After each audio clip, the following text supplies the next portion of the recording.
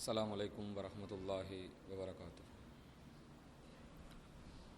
இன்னல் ஹம்தலில்லாஹ் நஹ்மதுஹு வ நஸ்தஈனுஹு வ நஸ்தக்ஃபிருஹு வ நஊது பில்லாஹி மின் ஷுரூரி அன்ஃபுஸினா வ ஸய்யிஆத்தி அமாலினா மை யஹ்திஹில்லாஹு ஃபலா முதில்ல லஹு வ மை யுத்லில் ஃபலா ஹாதிய லஹு.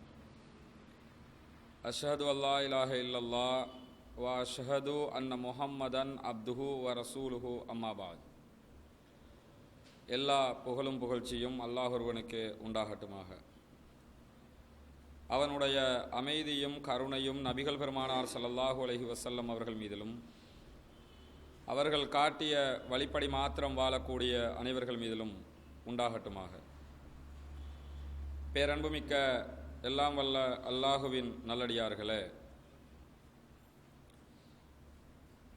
இலங்கை திருநாட்டினுடைய தேசிய தினம் நாளைய தினம் கொண்டாடப்படவிருக்கின்ற இந்த சந்தர்ப்பத்திலே இலங்கையினுடைய சுதந்திரத்திற்காக முஸ்லீம்கள் செய்த பங்களிப்பு தொடர்பாக நாம் அத்தனை பேரும் அறிந்து வைத்திருக்க வேண்டிய கடமை நம் அனைவருக்கும் இருக்கிறது. காரணம் என்னவென்று சொன்னால், நாளைய தினம் கொண்டாடப்பட இருக்கின்ற சுதந்திர தினத்தை பொறுத்தவரையில் இலங்கை ஆங்கிலேயர்களிடமிருந்து விடுவிக்கப்பட்டு இலங்கை மக்களாலே தங்களை ஆண்டு கொள்ளக்கூடிய ஒரு முறைமை ஏற்படுத்தப்பட்ட ஒரு தினமாக அந்த தினம் கணிக்கப்படுகிறது. இந்த தேசிய தினத்தை பொறுத்தவரையில் பொதுவாகவே நாம் அத்தனை பேரும் தேசிய தினம் என்றால் புரிந்து வைத்திருக்கக்கூடிய ஒரு அம்சம் என்னவென்று சொன்னால், தேசிய தினம் என்பது குறித்த ஒரு நாளைக்கு தேசிய கொடியை வீடுகளில் தொங்க வைத்துவிட்டால், கடைகளில் தொங்க வைத்துவிட்டால் அத்தோடு தேசிய தினத்தினுடைய கடமைகள் முடிந்துவிட்டது, நாமும் தேசிய தினத்தை அனுஷ்டித்ததாகிவிட்டது போன்ற ஒரு எண்ணப்பாடு நம் அத்தனை பேருடைய உள்ளங்களிலும் காணப்படுகிறது. இதே நேரத்தில் உண்மையிலேயே இந்த தேசிய தினத்தினுடைய செயல்பாடுகள் என்ன, இந்த தேசிய தினம் கொண்டாடப்படுவதனுடைய பின்னணி என்ன, இந்த நாட்டினுடைய வளர்ச்சிக்கு நம்முடைய சமுதாயம் செய்த சேவைகள் என்ன என்பதை பற்றியெல்லாம் பெரும்பாலான முஸ்லீம்கள் அறியாமல் இருக்கிறார்கள். அதன் காரணத்தினால் இந்த நாட்டினுடைய பூர்வீக குடிகளில் ஒரு சமுதாயமாக இருக்கிற நாம் இதனுடைய பின்னணியை ஆழமாக புரிந்து கொள்ள வேண்டும். இலங்கையினுடைய சுதந்திர இலங்கையினுடைய வரலாற்றை பொறுத்தவரையில் கிட்டத்தட்ட ஆவணங்களால் பாதுகாக்கப்பட்ட இலங்கையினுடைய வரலாறு 3000 ஆண்டுகளை தாண்டியது என்று அரச ஆவண காப்பகம் சொல்கிறது. இலங்கையினுடைய வரலாற்றை நீங்கள் எடுத்து பார்த்தீங்கன்னா, இலங்கை ஆவணங்கள் அளவில் பாதுகாக்கப்பட்ட 3000 ஆண்டுகளுக்குரிய வரலாறுகளை கொண்டிருக்கிறது என்று சொல்லப்படுகிறது. இதனுடைய அடிப்படை பாதுகாப்பு ஆவணமாக எதை வச்சுக்கிடுவாங்கன்னா, மகாவம்சத்தை எடுத்துக்கொள்வார்கள். மகாவம்சம் இலங்கையினுடைய வரலாற்றை சொல்லக்கூடிய ஒரு முக்கியமான புத்தகமாக கணிக்கப்பட்டு கவனிக்கப்பட்டு வருகிறது. ஆனால் மகாவம்சம் மாத்திரம்தான் வரலாற்று புத்தகம் என்று யாரும் முடிவெடுத்து விடவும் முடியாது. முடிவெடுப்பது ஒரு சிந்தனா ரீதியிலாக ஏற்றுக்கொள்ளக்கூடிய ஒரு முடிவும் கிடையாது. ஏன் அது அந்த முடிவு கிடையாதுன்னு சொல்றோம்னு சொன்னா, மகாவம்சம் என்பது இலங்கையினுடைய பூரண வரலாற்றை கொண்ட ஒரு வரலாற்று புத்தகம் அல்ல. அதில் பெரும்பாலான செய்தி எதை நோக்கி இருக்கும்னு சொன்னா, பௌத்த மதத்தினுடைய செய்திகளை நோக்கியதாக இருக்கும். இலங்கையினுடைய வரலாறுகளும் அங்கங்கே இருக்கும். பெரும்பாலும் எது இருக்கும்? பௌத்த மதத்தினுடைய செய்திகள் அதில் இருக்கும். அதனால அதை மாத்திரம் அடிப்படையாக வைத்து இலங்கையினுடைய வரலாற்றை கணித்துவிட முடியாது. மாறாக சுதந்திர இலங்கை சுதந்திரம் அடைவதற்கு இந்த நாட்டிலே வரலாறு ரீதியாக நடந்த சம்பவங்கள் என்ன என்பதையெல்லாம் தேடி பார்த்தோம்னு சொன்னா, வரலாறு நெடுகிலும் இந்த நாட்டை ஆட்சி செய்த ஆங்கிலேயர்களே அதற்குரிய நிறைய ஆதாரங்களை விட்டு விட்டு சென்றிருக்கிறார்கள். ஆங்கிலேயர்களுடைய புத்தகங்கள், ஆங்கிலேயருடைய குறிப்புகள், கல்வெட்டுக்கள் இதையெல்லாம் எடுத்து பார்க்குற நேரத்தில் நிறைய வரலாறுகளை இந்த இலங்கைக்கு அவர்கள் விட்டு சென்றிருக்கிறார்கள். ஆனால் பொதுவாக எந்த ஒரு சமுதாயத்தினுடைய வரலாற்றை நீங்கள் எடுத்து பார்த்தாலும், பௌத்தர்களுடைய வரலாறு எடுத்து பார்த்தீங்கன்னு வைங்க, நிறைய செய்திகள் அவர்களுடைய வரலாறுகளாக பாதுகாக்கப்பட்டிருக்கிறது. இலங்கை கிறித்தவர்களுடைய வரலாறு நிறைய ஆவணங்களாக பாதுகாக்கப்பட்டிருக்கிறது. இலங்கை தமிழர்களுடைய வரலாறு ஆவணங்களாக பாதுகாக்கப்பட்டிருக்கிறது. கவலைக்குரிய விஷயம் என்னவென்றால், இலங்கை முஸ்லீம்களுடைய வரலாற்றை பொறுத்தவரையில் ஒரு குறிப்பிட்ட அளவுக்குத்தான் நம்முடைய சமுதாயமே பாதுகாத்து வைத்திருக்கிறது.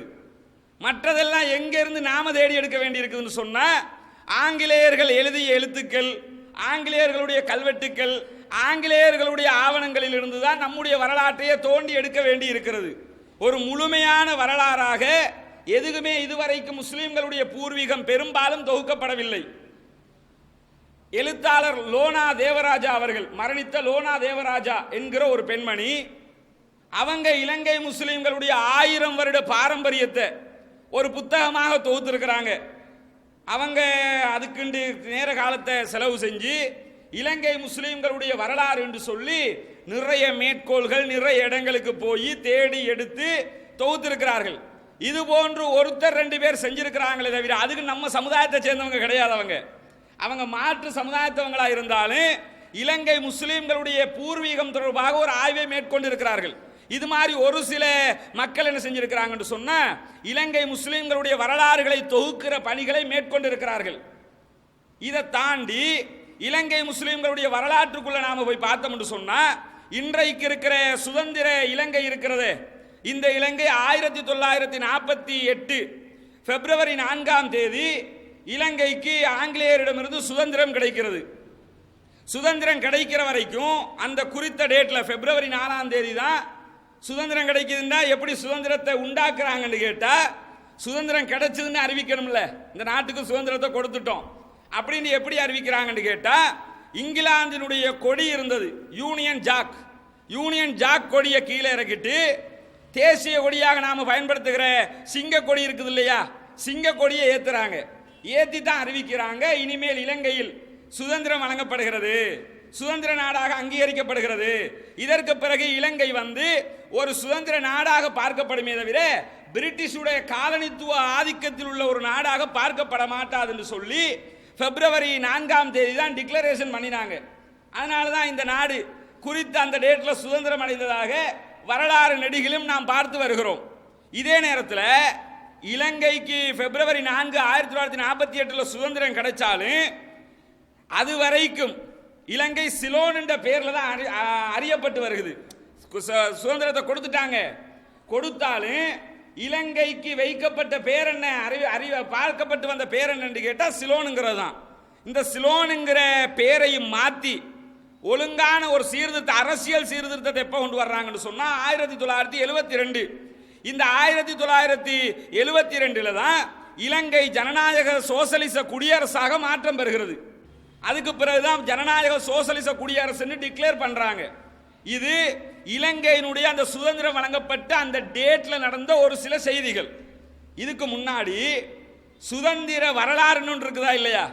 சுதந்திர வரலாற்றை பத்தி எடுத்து பார்த்தீங்கன்னா, பொதுவாகவே நாம இலங்கையினுடைய சுதந்திர வரலாற்றில் நம்முடைய பங்களிப்பு என்னங்கிறது பெரும்பாலும் நமக்கு தெரியாது. இந்த முஸ்லிம்கள் என்ன செஞ்சாங்க, நாம இந்த நாட்டுக்கு என்ன கஷ்டப்பட்டோம், அது பெரும்பாலும் நமக்கு தெரியாது. தெரிகிற அளவுக்கு வரலாறு நம்மிடத்தில் இல்லை. ஆனா இலங்கையினுடைய முஸ்லிம்களுடைய பூர்வீகத்தை நீங்க தேடி பார்த்தீங்கன்னு சொன்னா, இன்றைக்கு முஸ்லிம்களாக அறியப்படுகிற நம்முடைய வரலாறு இருக்குதே, நம்முடைய பின்னணி வரலாறு, நாம் ஒரு சமுதாயமாக அறியப்படுவது சோனக சமுதாயம். முஸ்லிம்களை சோனகர்கள் என்று தான் இன்னைக்கும் சொல்றாங்க, ஸ்ரீலங்கன் மூர்ஸ். இந்த ஸ்ரீலங்கன் மூர்ஸ் என்ற பேரை வச்சு தான் இன்னைக்கும் பெரும்பாலும் அடையாளப்படுத்துவார்கள். அதே மாதிரி கடந்த காலங்களில் நீங்க எடுத்துக்கிட்டீங்கன்னா, இலங்கை முஸ்லீம்கள் என்ற பேர் எப்ப வரும் தெரியுமா? நமக்கு இலங்கைக்குள்ள எப்ப இஸ்லாம் வந்துச்சோ அந்த இடத்துல இருந்துதான், கிறிஸ்துக்கு பின் 8ஆம் நூற்றாண்டு அந்த கால பகுதிகளில் இருந்துதான் நமக்குரிய முஸ்லீம், இலங்கை முஸ்லீம்கள் என்ற பெயர் வரும். அதுவரைக்கும் என்ன பெயரால் அழைக்கப்படுவோம்? நம்முடைய இனத்தின் பெயர் என்று ஒன்றை வச்சிருந்தாங்க சோனகர்கள். இந்த சோனகர்கள் என்ற பெயரால தான் நாம் அழைக்கப்படுகிறோம். இந்த ஏன்னு கேட்டா முஸ்லீம்கள் ஏதோ வந்தா மறுத்தா மாதிரியும் வந்தேறு குடிகள் மாதிரியும் நீ எல்லாம் அரபு நாட்டுக்கு போ சொல்றானா இல்லையா? இன்னைக்கு சொல்லிக்கிட்டு இருக்கிறானா இல்லையா? நீ எல்லாம் அரபு நாட்டுக்கு போயிரு, நீ எல்லாம் அரபு நாட்டில இருந்து வந்தவன். இந்த கருத்தை எதை வச்சு வைக்கிறாங்கன்னு கேட்டா இந்த கருத்துக்கு பின் 8ஆம் நூற்றாண்டை வச்சு. இஸ்லாம் தான் இந்த நாட்டுக்குள்ள வந்ததே ஒழிய இங்க இருக்கிற முஸ்லீம்களும் வெளிநாட்டில இருந்து வந்தவங்களா?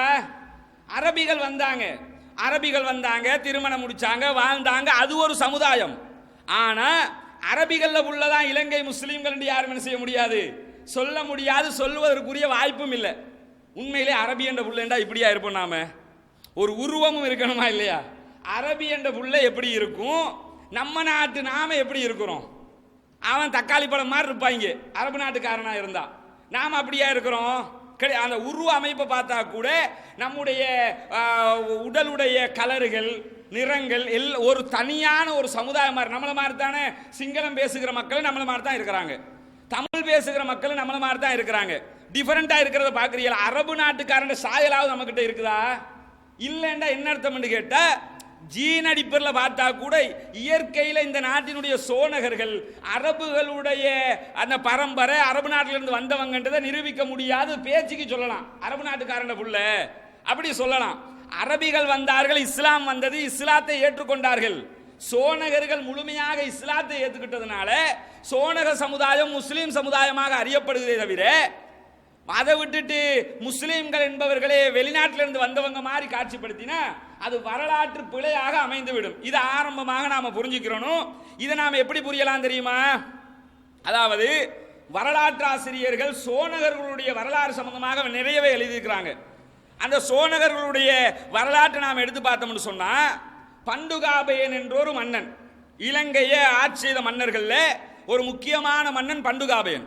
இந்த பண்டுகாபையன் கிறிஸ்துக்கு முன் 3ஆம் நூற்றாண்டுல அனுராதபுரத்தில் சோனகர்களுக்கு இடத்தை தனியாக வழங்கி வாழ வைத்தான் என்ற வரலாறுகளை இன்றைக்கும் வரலாற்று ஆசிரியர்கள் குறித்து வைத்திருக்கிறார்கள். சில பேர் அது மகாவம்சத்திலே இருக்குதுன்னு மகாவம்சத்தை மேற்கோள் காட்டுறாங்க, சில பேர் வரலாறாகவே அதை சொல்றாங்க. பண்டுகாபைய மன்னன் அனுராதபுரத்திலே சோனகர்களுக்கு இடம் வழங்கினான்.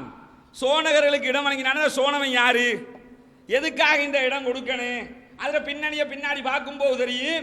சோனகர்களுக்கு இந்த அரசு, இந்த நாட்டினுடைய மன்னர்கள் ஏன் இவ்வளவு முக்கியத்துவம் கொடுத்தார்கள் என்பதை நாம் புரிந்து கொள்ள முடியும். அதே மாதிரி இலங்கையினுடைய முதலாவது பிரதமராக தெரிவு செய்யப்பட்ட டிஎஸ் சேனாநாயக்க அவர் என்ன செய்யறாருன்னு கேட்டா இந்த இலங்கை திருநாட்டில் சிங்கள இனம் வாழும் கால அளவுக்கு சோனக மக்களுடைய வரலாறும் இருக்கத்தான் செய்கிறது அப்படின்னு சொல்லி அவர் சொன்ன அவருடைய ஸ்டேட்மெண்ட்டை சண்டே டைம்ஸினுடைய பிப்ரவரி 1998ஆம் ஆண்டு பிப்ரவரி மாதம் 1ஆம் தேதி வெளியிடப்பட்ட பத்திரிகையில் இந்த செய்தி பதிவாக இருக்குது. பிப்ரவரி 1ஆம் தேதி அவர் ஒரு ஸ்டேட்மெண்ட் கொடுக்கிறாரு 1998. என்ன ஸ்டேட்மெண்ட் கொடுக்கிறாருன்னு கேட்டா சிங்கள மக்கள் வாழுகிற கால அளவுக்கு அதே அளவு பாரம்பரியம் மிக்கவர்கள் இலங்கை சோனகர்கள். இலங்கை சோனகர்கள் யாரை மீன் பண்ணுவாங்கன்னா முஸ்லிம்ஸை தான் மீன் பண்ணுவாங்க. பல பேர்களை சொல்லுவாங்க. மெயினா எதை சொல்லுவாங்கன்னா சோனகர் என்ற பேர்ல சொல்லுவாங்க. இந்த சோனகர்களுடைய ஹிஸ்டரிக்காக ஆரம்பமாக சொல்றேன். அதே மாதிரி தொலமி வரைந்த இலங்கையினுடைய படம் இருக்குது, உலக படம் இருக்குது. உலக படத்தில் தொலமி வரைஞ்ச உலக படம் தான் பழமையான உலக படம். இந்த உலக படத்தில் இலங்கையும் அவர் சேர்த்திருக்கிறாரு. இப்ப தொலமி வரைந்த உலக படத்தையே நீங்க எடுத்துக்கிட்டீங்கன்னா அந்த உலக படத்தில் இலங்கையும் இருக்கும்.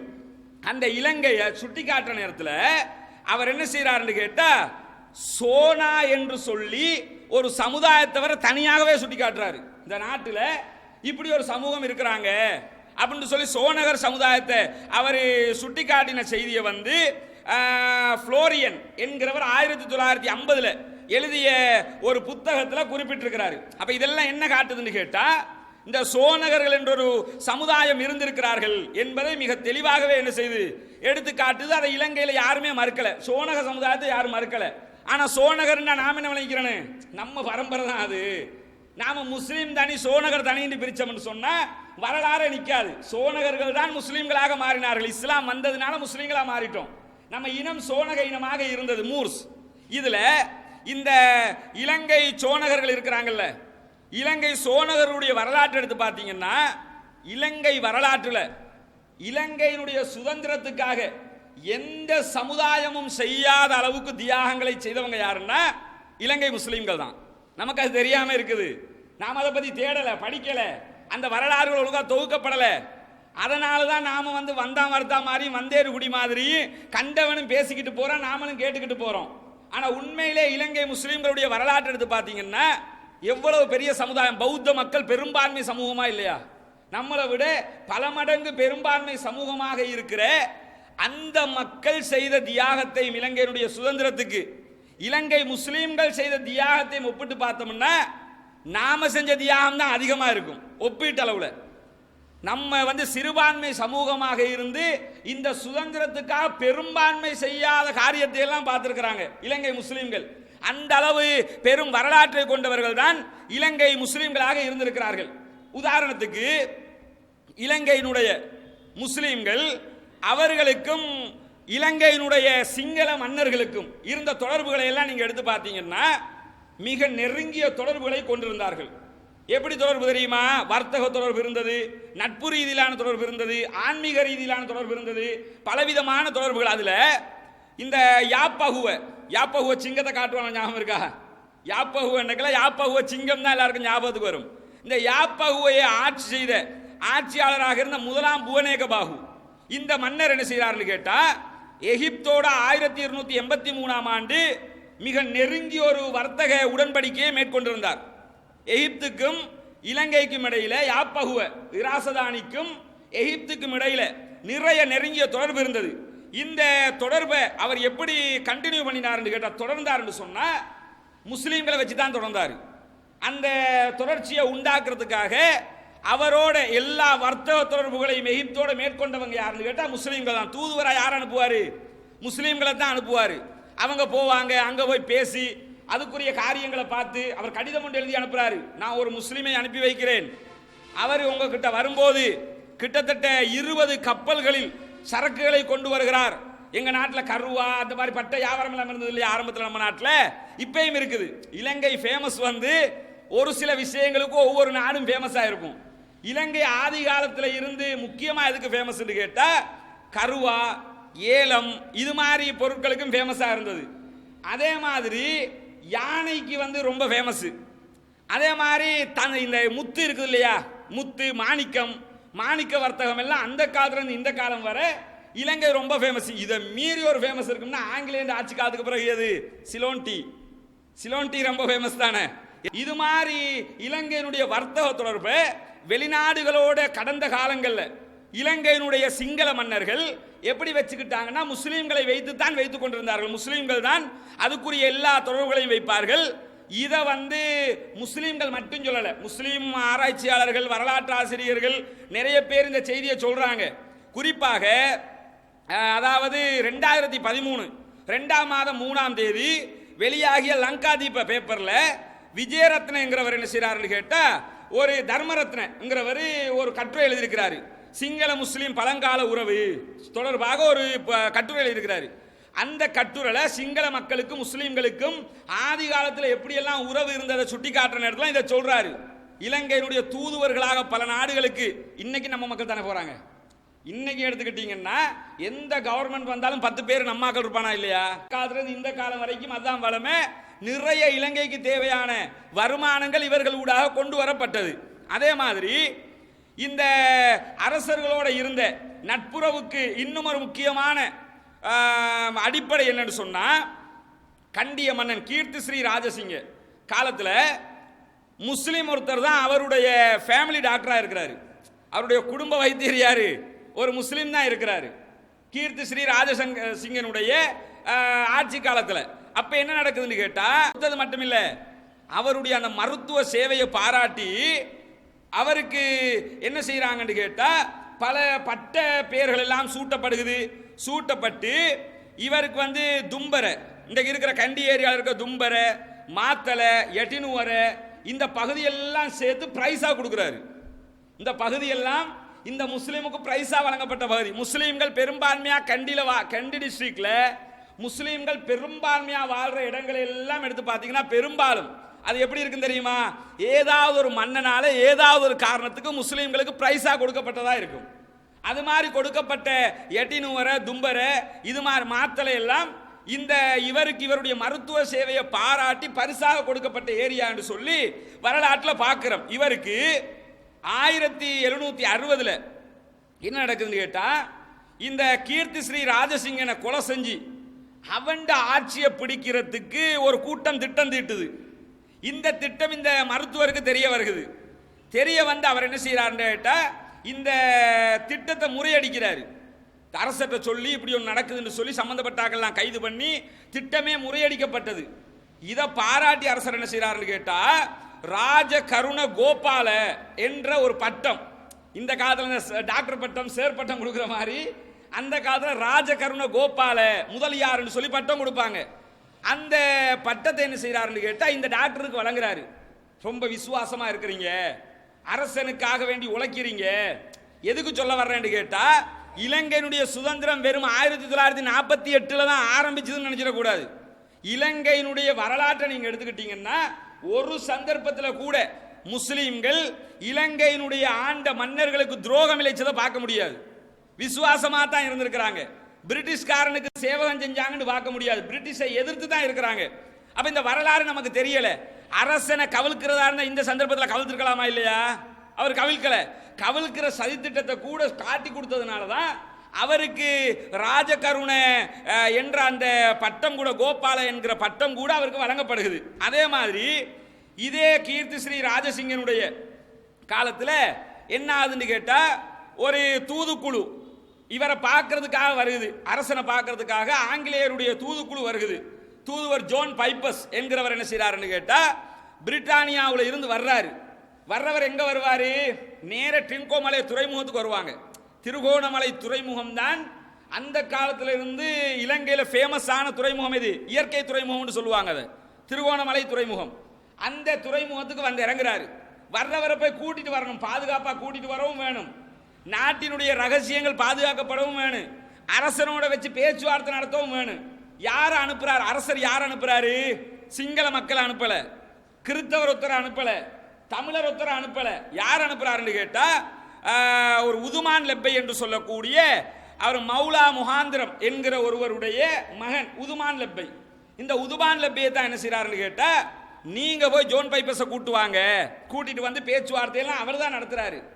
அப்ப இதெல்லாம் எதுக்கு புரியணும்னு கேட்டா, அரசர்களோடு அவங்களோட அந்தரங்க விஷயத்துல கூட, ஆட்சி முறையில் அந்தரங்கமா சில விஷயங்கள் இருக்கும், அதுகளில் கூட நுணுக்கமான காரியங்களை, காய் நகர்த்தல்களை அரசன் யாரை வச்சு செஞ்சிருக்கிறான்? முஸ்லீம்களை வைத்துத்தான் செய்திருக்கிறான். அந்த அளவுக்கு ஒரு முக்கியத்துவம் வாய்ந்தவர்களாக கடந்த காலத்திலேயே வரலாறு நடிகிலும் முஸ்லீம்கள் காணப்பட்டிருக்கிறார்கள். இதே நேரத்தில் போர்த்துகேயர்களோட யுத்தம் நடந்தது. ஆங்கிலேயர்களோட போர்த்துகேயர் யுத்தம் நடக்குது.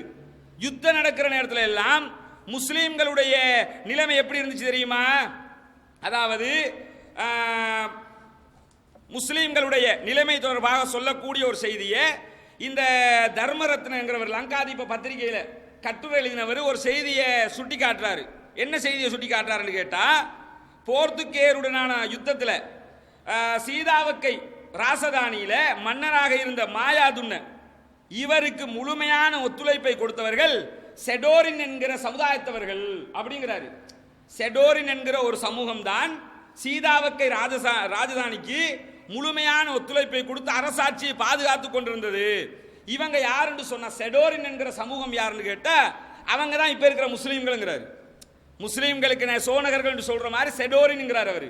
இந்த செடோரின் என்கிற சமூகம் தான் சீதாவக்க ராஜதானியில போர்த்துகேயர்களுக்கு எதிராக மன்னன் மாயாதுன்னைக்கு ஆதரவாக செயல்பட்டார்கள் அப்படிங்கிறாரு. அப்ப சீதாவக்க ராஜதானிங்கிற அந்த காலத்தில் மிக பிரபலம் வாய்ந்த ஒரு ராஜதானி. மாயாதுன்னுங்கிறவன் ஒரு முக்கியமான அரசன். மாயாதுன்னோட அரசாட்சியை பாதுகாக்கிறதுக்கே காரணமா இருந்தவங்க யாரு? முஸ்லீம்கள் தான் இருந்திருக்கிறாங்க. இந்த நாட்டினுடைய வரலாறு அதைத்தான் சொல்லுகிறது.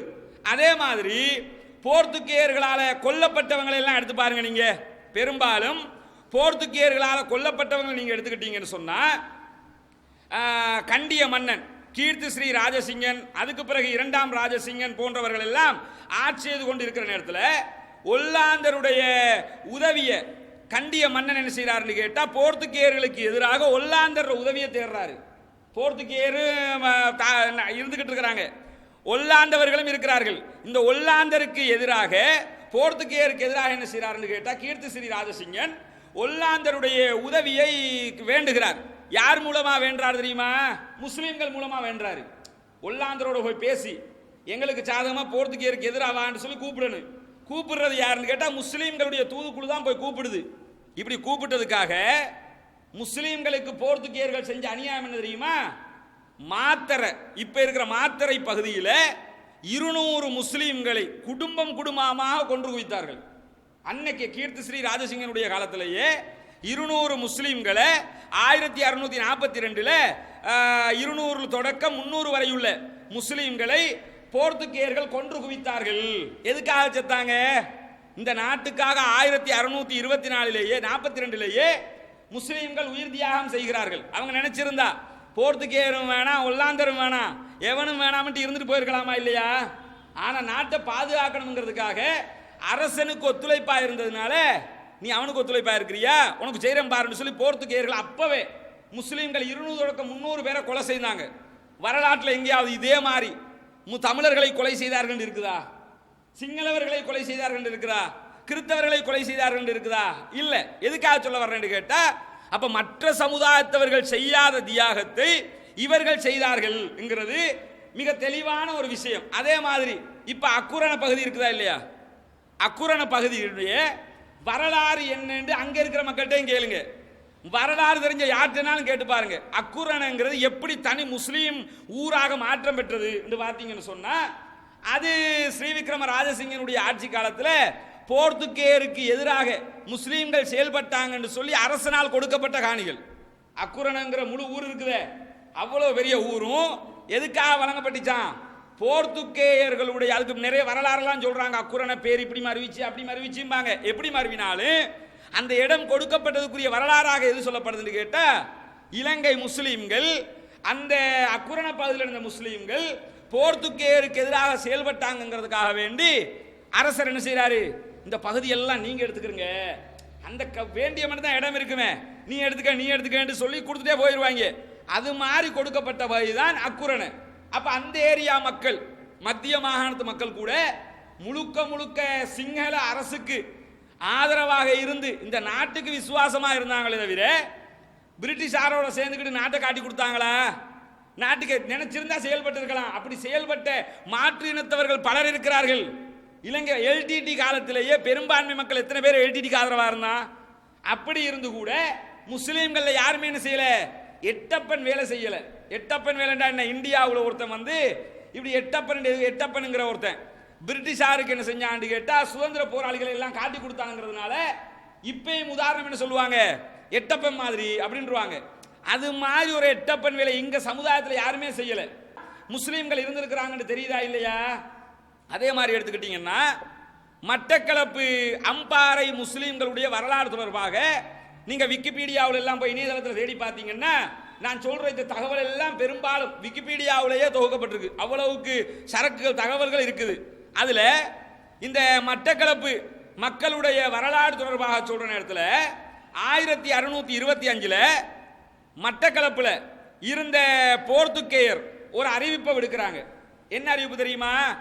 மட்டக்களப்பு அதையொட்டிய துறைமுகங்கள் அந்த ஏரியாவில் இருக்கிற எல்லா முஸ்லீம்களையும் நாடு கடத்த வேண்டும்ங்கிறாரு. எதுக்கு நாடு கடத்தணுங்கிறாங்க? போர்த்துகேயருக்கு ஆதரவாக இவர்கள் இல்லை, இவர்கள் உள்நாட்டில் இருக்கிற லோக்கல் கவர்மெண்ட்டுக்கு ஆதரவாக இருக்கிறாங்க, அதனால இவங்களை நாடு கடத்துங்க என்று சொல்லி அன்றைய போர்த்துகேய அரசு உத்தரவிடுகிறது.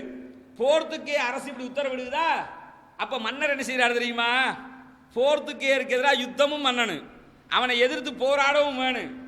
அப்ப போராடுறதுக்குரிய ராணுவமாக யாரை பயன்படுத்தணும்? அப்ப மன்னர் என்ன செய்யறாருன்னு கேட்டா, சிங்கள மன்னர்கள் மற்ற பகுதிகளில் இருந்த முஸ்லீம்களை எடுத்துக்கிட்டு போய் அம்பாறை அந்த ஏரியாவில் கிழக்கு மாநிலத்தில் முஸ்லீம்கள் செறிந்து வாழ்றதுக்கான காரணங்கள்ல இதுவும் ஒன்று. அந்த காலத்தில் இருந்த சிங்கள மன்னர்களே அவங்களை கொண்டு அங்கே குடியேற்றினாங்க. எதுக்கு? போர்த்துகேயரோட அட்டாக் பண்ணணும்.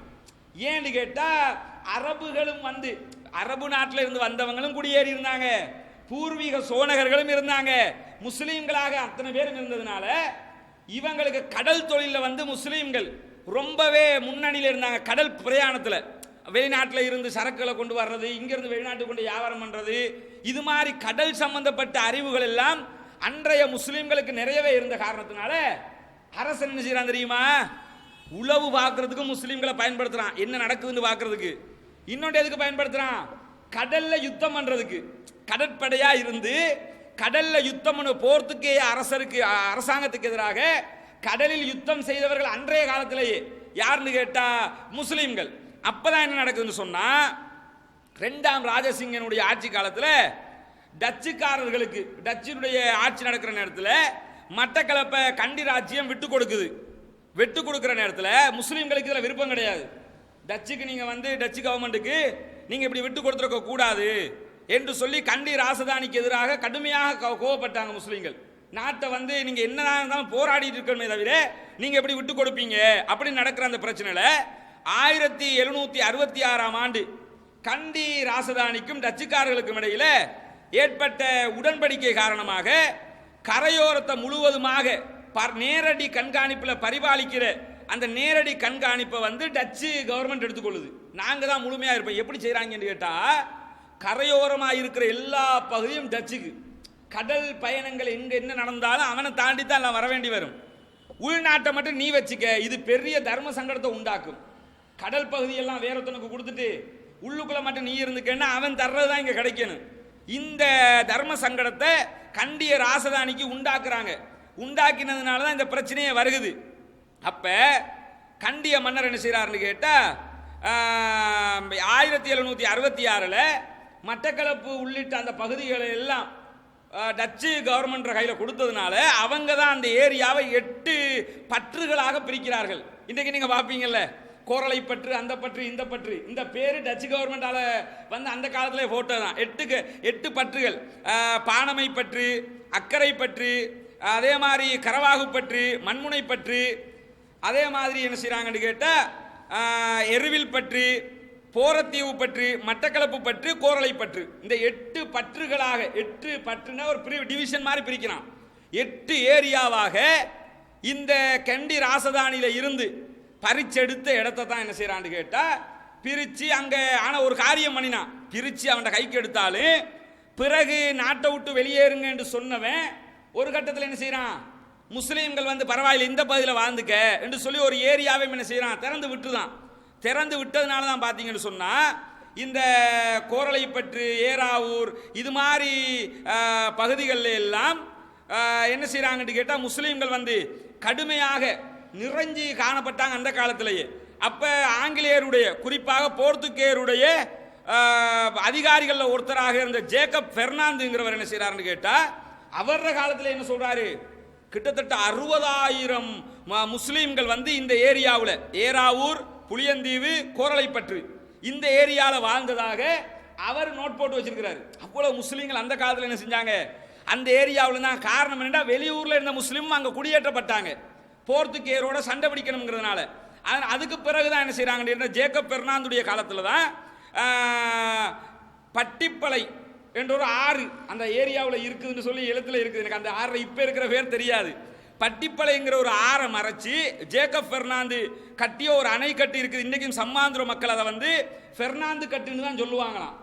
விக்கிபீடியாவில் என்ன எழுதுறான்னு கேட்டா, இன்னைக்கும் சம்மாந்துறையில் இருக்கிற மக்கள் அதை பெர்னாந்து கட்டுன்னு தான் சொல்லுவாங்க. இந்த பெர்னாந்து, ஜேக்கப் பெர்னாந்துங்கிறவன் தான் அந்த அணைக்கட்டை கட்டி முஸ்லீம்கள் நீங்க தொழில் செஞ்சுக்கிறங்க அப்படின்னு சொல்லி அப்ப திறந்து விடுறான். ஆரம்பத்தில் எதிர்த்தவங்க பிறகு திறந்து விட்டாங்க. ஏன்னா அவங்களோட ஆளுகைக்குள்ள வந்துருச்சு.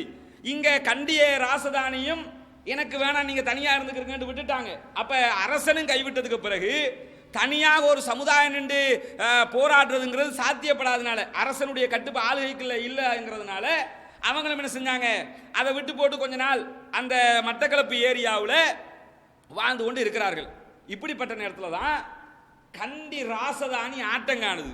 கண்டி ராசதானி விழுந்தது தான் இலங்கை வரலாற்றில் மிகப்பெரிய தோல்வியாக கணிக்கப்படுகிறது. என்னைக்கு கண்டி ராசதானி விழுந்துச்சோ, ஸ்ரீவிக்ரம ராஜசிங்க, கீர்த்தி ஸ்ரீ ராஜசிங்கன், அதுக்கு பிறகு 2ஆம் ராஜசிங்கன், என்றைக்கு 2ஆம் ராஜசிங்கனுடைய ஆட்சி இலங்கையில் இல்லாமலாக்கப்பட்டதோ அன்றைக்கு ஆங்கிலேயருடைய அவருடைய ஆதிக்கம் நாட்டுக்குள்ள ரொம்ப அதிகமாக பரவுது.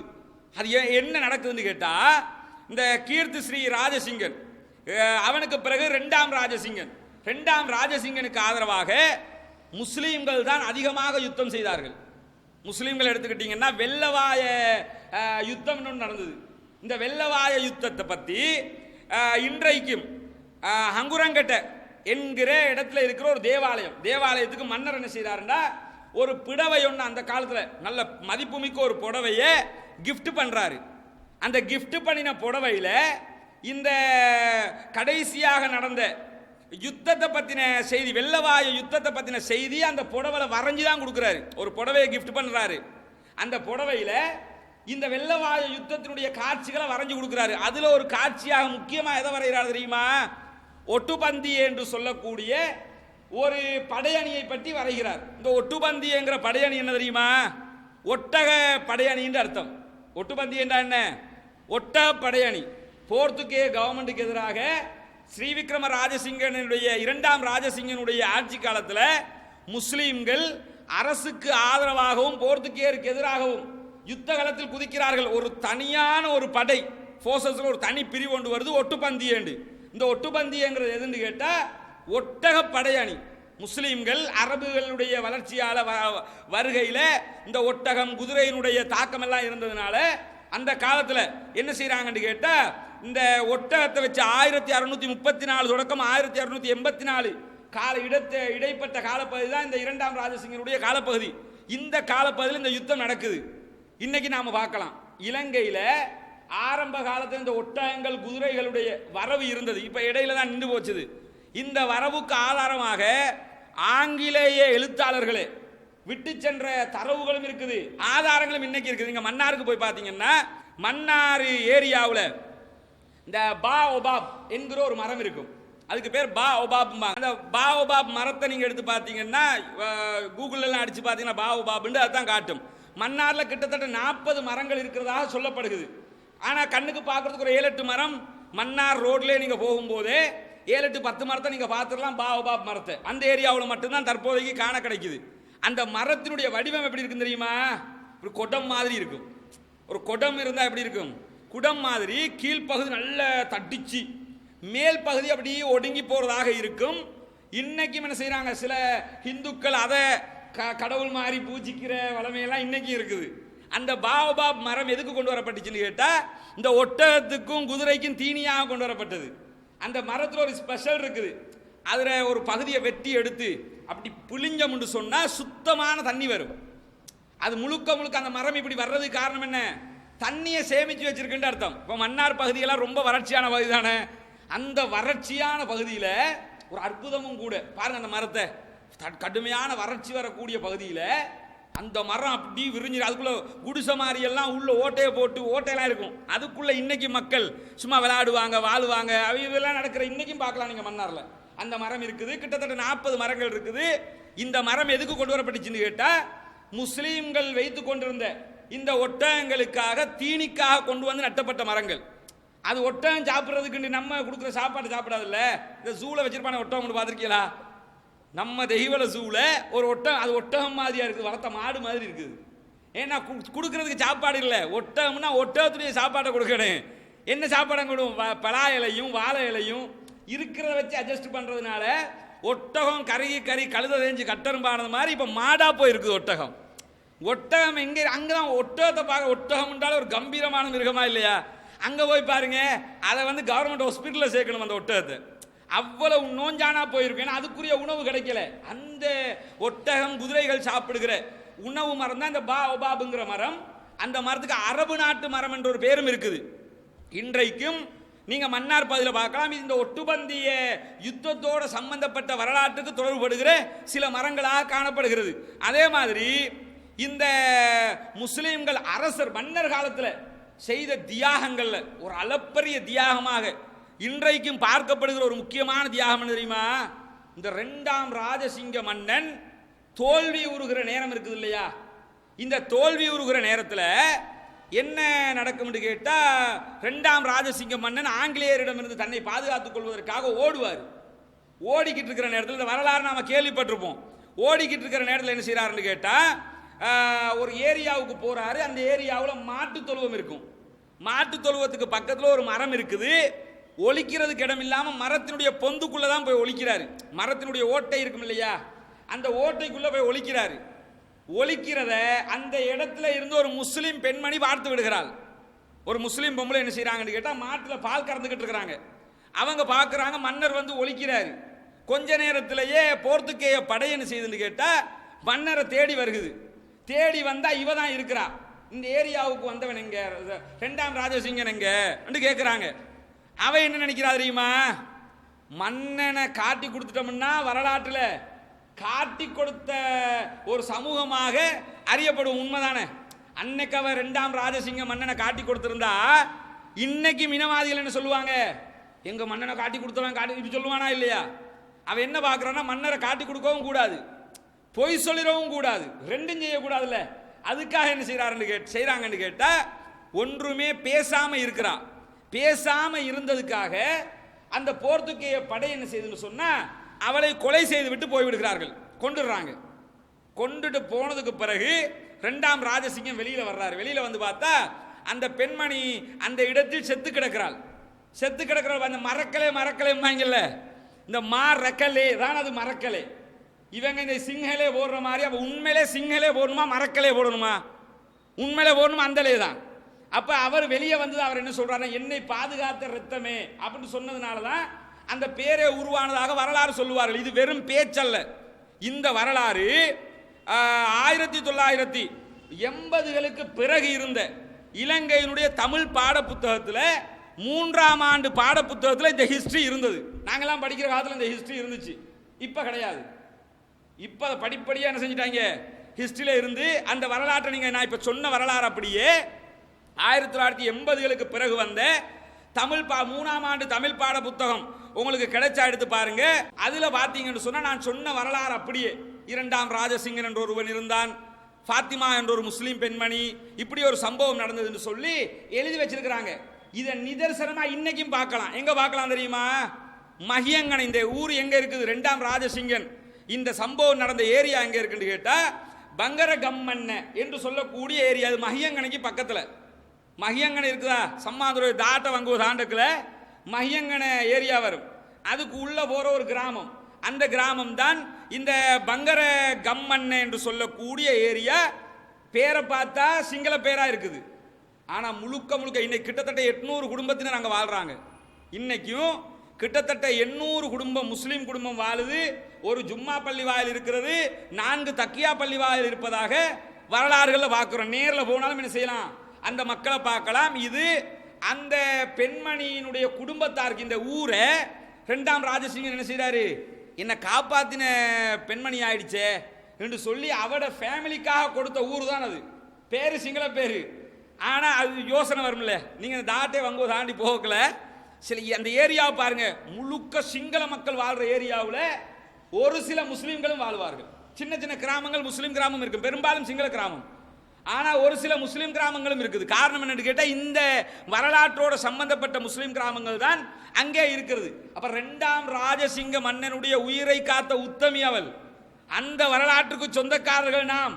இன்றைக்கு நாட்டை காட்டிக் கொடுப்பவர்களாக, நாட்டுக்கு துரோகம் இழைப்பவர்களாக, நாட்டின் துரோகிகளாக காட்சிப்படுத்தப்படுகிறது இந்த முஸ்லீம் சமுதாயம். வரலாறு நெடுகளையும் எடுத்து பார்த்தீங்கன்னா இந்த நாட்டுக்காக உயிர் நீத்தவர்கள் நாம், இந்த நாட்டுக்காக கஷ்டப்பட்டவர்கள் நாம், இந்த நாட்டினுடைய அரசர்களை பாதுகாத்தவர்கள் நாம், இந்த நாட்டுக்காக போர்த்துகேயரோடு, ஒல்லாந்தரோடு, டச்சுக்காரர்களோடு யுத்தம் செய்தவர்கள் அத்தனை பேரும் முஸ்லிம்களாக இருக்கிறார்கள். அப்ப இந்த நாட்டுக்கு இவ்வளவு தியாகம் செய்த இந்த சமுதாயம் சுதந்திர இலங்கையில என்னைக்காவது நினைவு கூறப்படுறத பாக்குறீங்களா? இது ஆங்கிலேயனுடைய வரலாறை இப்படி எடுத்து பார்த்தீங்கன்னா அதுக்கு பிறகு வந்த வரலாறு இருக்குதே, அந்த வரலாற்றை எடுத்து பாருங்க. அதுல இந்த சமுதாயம் இந்த நாட்டுக்கு செய்த தியாகங்கள் கொஞ்ச நஞ்சம் கிடையாது. எவ்வளவு தியாகம் பண்ணிருக்கிறாங்க தெரியுமா? கொழும்பை மட்டும் எடுங்க, இந்த உரைக்காக கொழும்புல உள்ள பகுதிகளில் மட்டும் தேடி எடுத்த ஒரு சில செய்தி. நாடு பூரா தேடினா இன்னும் கிடைக்கும். கொழும்புல இருக்கக்கூடிய முக்கியமான கட்டிடங்கள் பெரும்பாலும் முஸ்லிம்கள் கட்டின கட்டிடங்கள்.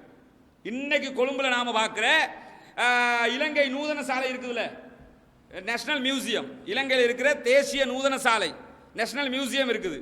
இந்த மியூசியத்தினுடைய ஹிஸ்டரியை நீங்க எடுத்து பார்த்தீங்கன்னா 1877 1ஆம் மாதம் 1ஆம் தேதி இலங்கையினுடைய கவர்னராக இருந்த சர் வில்லியம் ஹென்ரி கிரெகரி என்கிறவர் என்ன செய்யறாருன்னு கேட்டா வாப்பிச்சி மரைக்காயர் என்கிற முஸ்லிமுக்கு ஆர்டர் பண்றாரு, இந்த இடத்துல நீங்க ஒரு கட்டிடத்தை கட்டுங்க அப்படின்னு. ஒரு மியூசியம் கட்டுறதுக்காகவே ஒரு கட்டிடம் கட்டப்படுது. இந்த வாப்பிச்சி மரைக்கார் யாருன்னு கேட்டா சர் ராசிக் ஃபரீதுடைய தாத்தா, வாப்பாவினுடைய வாப்பா, வாப்பிச்சி மரைக்காருடைய மகனுடைய மகன் தான் சர் ராசிக் ஃபரீத். சர் ராசிக் ஃபரீத் யாரு? இலங்கை இலங்கையினுடைய சுதந்திரத்தை பெற்றுக் கொள்வதற்காக அரும்பாடுபட்ட முஸ்லிம் தலைவர்கள் ஒருவர் தான் சர் ராசிக் ஃபரீத். அவருடைய தாத்தா தான் இந்த மியூசியத்தை கட்டுறாரு. கட்டிட்டு அந்த திறப்பு விழாவில் அவரிடத்துல சர் வில்லியம் ஹென்றி கிரகரி வந்து ஒரு கோரிக்கை வைக்கிறாரு. இவ்வளவு கட்டெல்லாம் இதெல்லாம் கட்டி தந்தியப்பா, உனக்கு நான் என்ன செய்யணும்னு கேட்கிறாரு. அவர் என்ன சொன்னார்னா, எனக்கு ஒண்ணுமே செய்ய தேவையில்ல, கட்டி கொடுத்ததுக்கு சம்பளமோ வேற எதையுமே அவர் கேட்கல. எனக்கு செய்ய வேண்டியது வெள்ளிக்கிழமை நாட்களில் இந்த மியூசியத்தை நீங்கள் மூடிவிட வேண்டும். இன்னைக்கு வரலாற்றில் பார்க்கிறோம், வெள்ளிக்கிழமை நாட்கள்ல இந்த மியூசியத்தை மூடுங்க என்று சொல்லி வாப்பிச்சி மரைக்காரர் என்ன செய்யறாருன்னு கேட்டா, அப்ப இருந்த வில்லியம் ஹென்றி கிரகரிங்கிற பிரித்தானிய ஆளுநர் இடத்துல இதை கேட்கிறாரு. அவர் அதை கிணங்க அவருடைய கோரிக்கையை ஏற்றுக்கொண்டு கன காலமாக பல வருடங்களாக இந்த சட்டம் அமுல்ல இருந்து வந்தது. அதுக்கு பிறகு கொஞ்சம் காலத்துக்கு பிறகு சர் ராசிக் ஃபரீத் என்ன செய்யறாருன்னு கேட்டா, கண்டிய மன்னன் 2ஆம் ராஜசிங்கனுடைய கிரீடத்தை கொண்டு வந்தாங்க. இன்னைக்கு அது இருக்கிறதாக வரலாறு சொல்ல நான் பார்த்தில்ல, மியூசியத்தில் பார்த்தவங்க இருப்பீங்க. மியூசியத்தில் 2ஆம் ராஜசிங்கனுடைய கிரீடம் இருக்கிறதாக சொல்லப்படுகிறது. அந்த கிரீடம் கொண்டு வந்து வைக்கப்படுகிற காலகட்டத்தில் அப்ப சர் ராசிக் ஃபரீத் ஒரு கோரிக்கை வைக்கிறாரு. என்ன கோரிக்கை வைக்கிறாருன்னு கேட்டா, எங்க தாத்தாவினுடைய கோரிக்கைக்கு நாங்க எல்லா வெள்ளிக்கிழமைகள்ல நீங்க மூடி வந்தீங்க, இதுக்கு பிறகு யார்கிட்ட கோரிக்கை வைக்கிறாருன்னு கேட்டா டிஎஸ் சேனாநாயக்கிட்ட. இது டிஎஸ் சேனாநாயக்க காலத்தில் நடக்குது.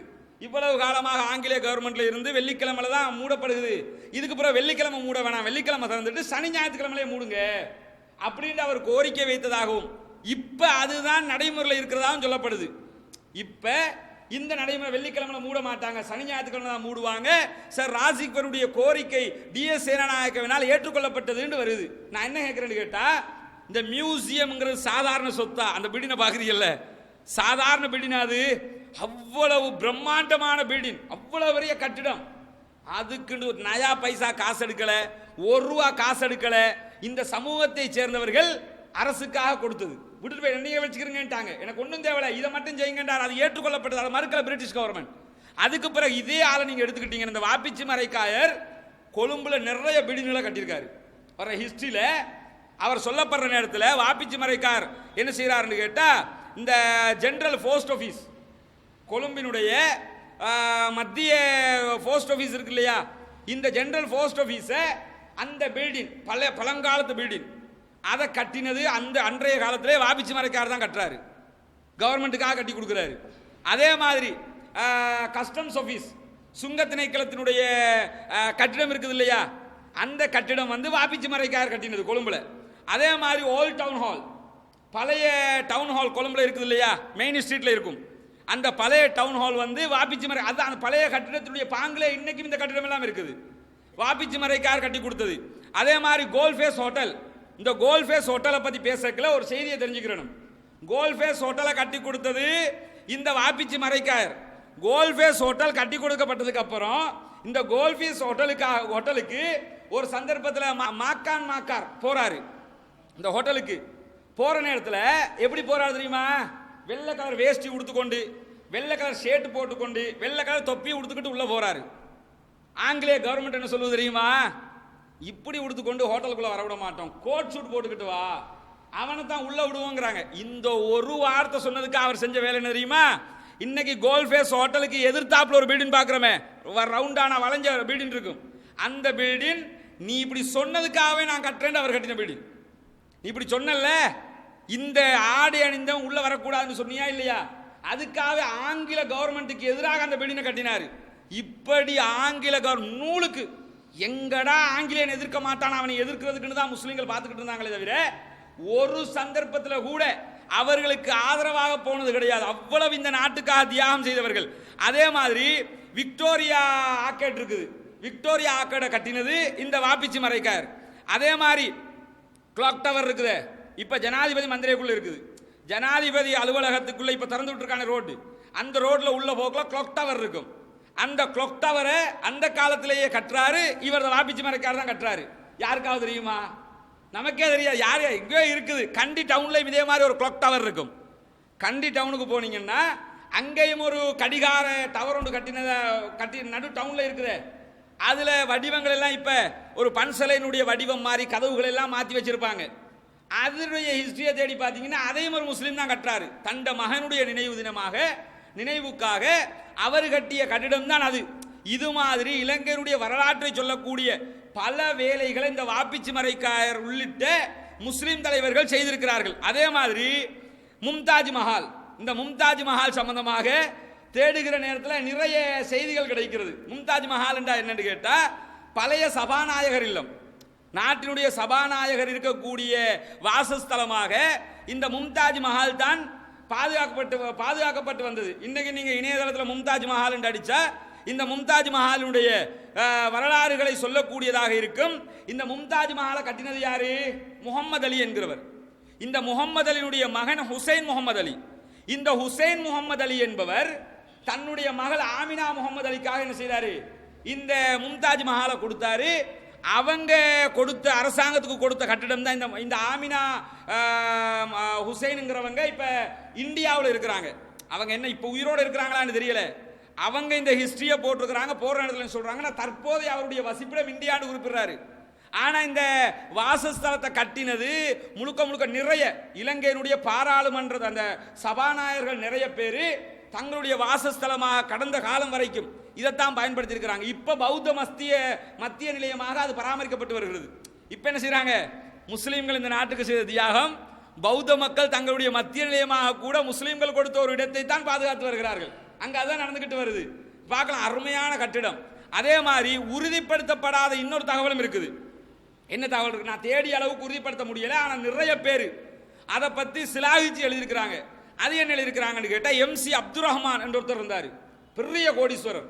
அந்த காலத்தில் எந்த அளவுக்கு ஒரு பெரிய கோடீஸ்வரர் கேட்டா, விமான போக்குவரத்து எல்லாம் அப்ப கிடையாது இல்லையா, கப்பல் மார்க்கமாக தான் எல்லாம் வரும். இவர பேர்ல பல கப்பல்கள் இருந்திருக்குது. ஒரு முஸ்லீம் தனவந்தர் நிறைய இவர பேர்ல கப்பல்களே இருந்திருக்குது. அது மட்டும் இல்லாம அந்த காலத்துல கப்பலுக்கு உள்ள போய் மாணிக்கக்கல் பிசினஸ் பண்றதுக்கு அரசாங்கத்தால அனுமதிக்கப்பட்ட ஒரே ஒரு நபர் இவர் மட்டும்தான். யாரும் கப்பலுக்குள்ள போய் பிசினஸ் பண்ண இயலாத மாணிக்கக்கல், இவர் மட்டும் உள்ள. அந்த அளவுக்கு மாணிக்கக்கல்ல நமக்கு தெரிஞ்சது நலிமாஜியார் தான். இவரை ஹிஸ்டரியை பார்க்கல, நலிமாஜியார் தூக்கி சாப்பிடுகிற அளவுக்கு மாணிக்கக்கல்ல நாலேஜ் இருந்துச்சோன்னு பார்க்குற அளவுக்கு அவ்வளவு பெரிய அளவுக்கு மாணிக்கக்கல் வியாபாரியா இருந்திருக்கிறாரு. இவர் 1889 இவரை என்ன செய்யறாங்க, கார்டன் சொல்லக்கூடிய ஒருத்தர், இவர் சட்ட நிர்ணய சபைக்கு நியமிக்கப்படுகிறார். இப்ப பார்லிமெண்ட் மாதிரி அந்த காலத்தில் சட்ட நிர்ணய சபை, அந்த சபைக்கு இவர் நியமிக்கப்பட்டார். உறுதிப்படுத்தப்படாத தகவல் என்று எதை சொல்ல வந்தேன்னு கேட்டா, இவருடைய மகனுக்கு இவர் ஒரு வீட்டை கொடுத்திருக்கிறாரு.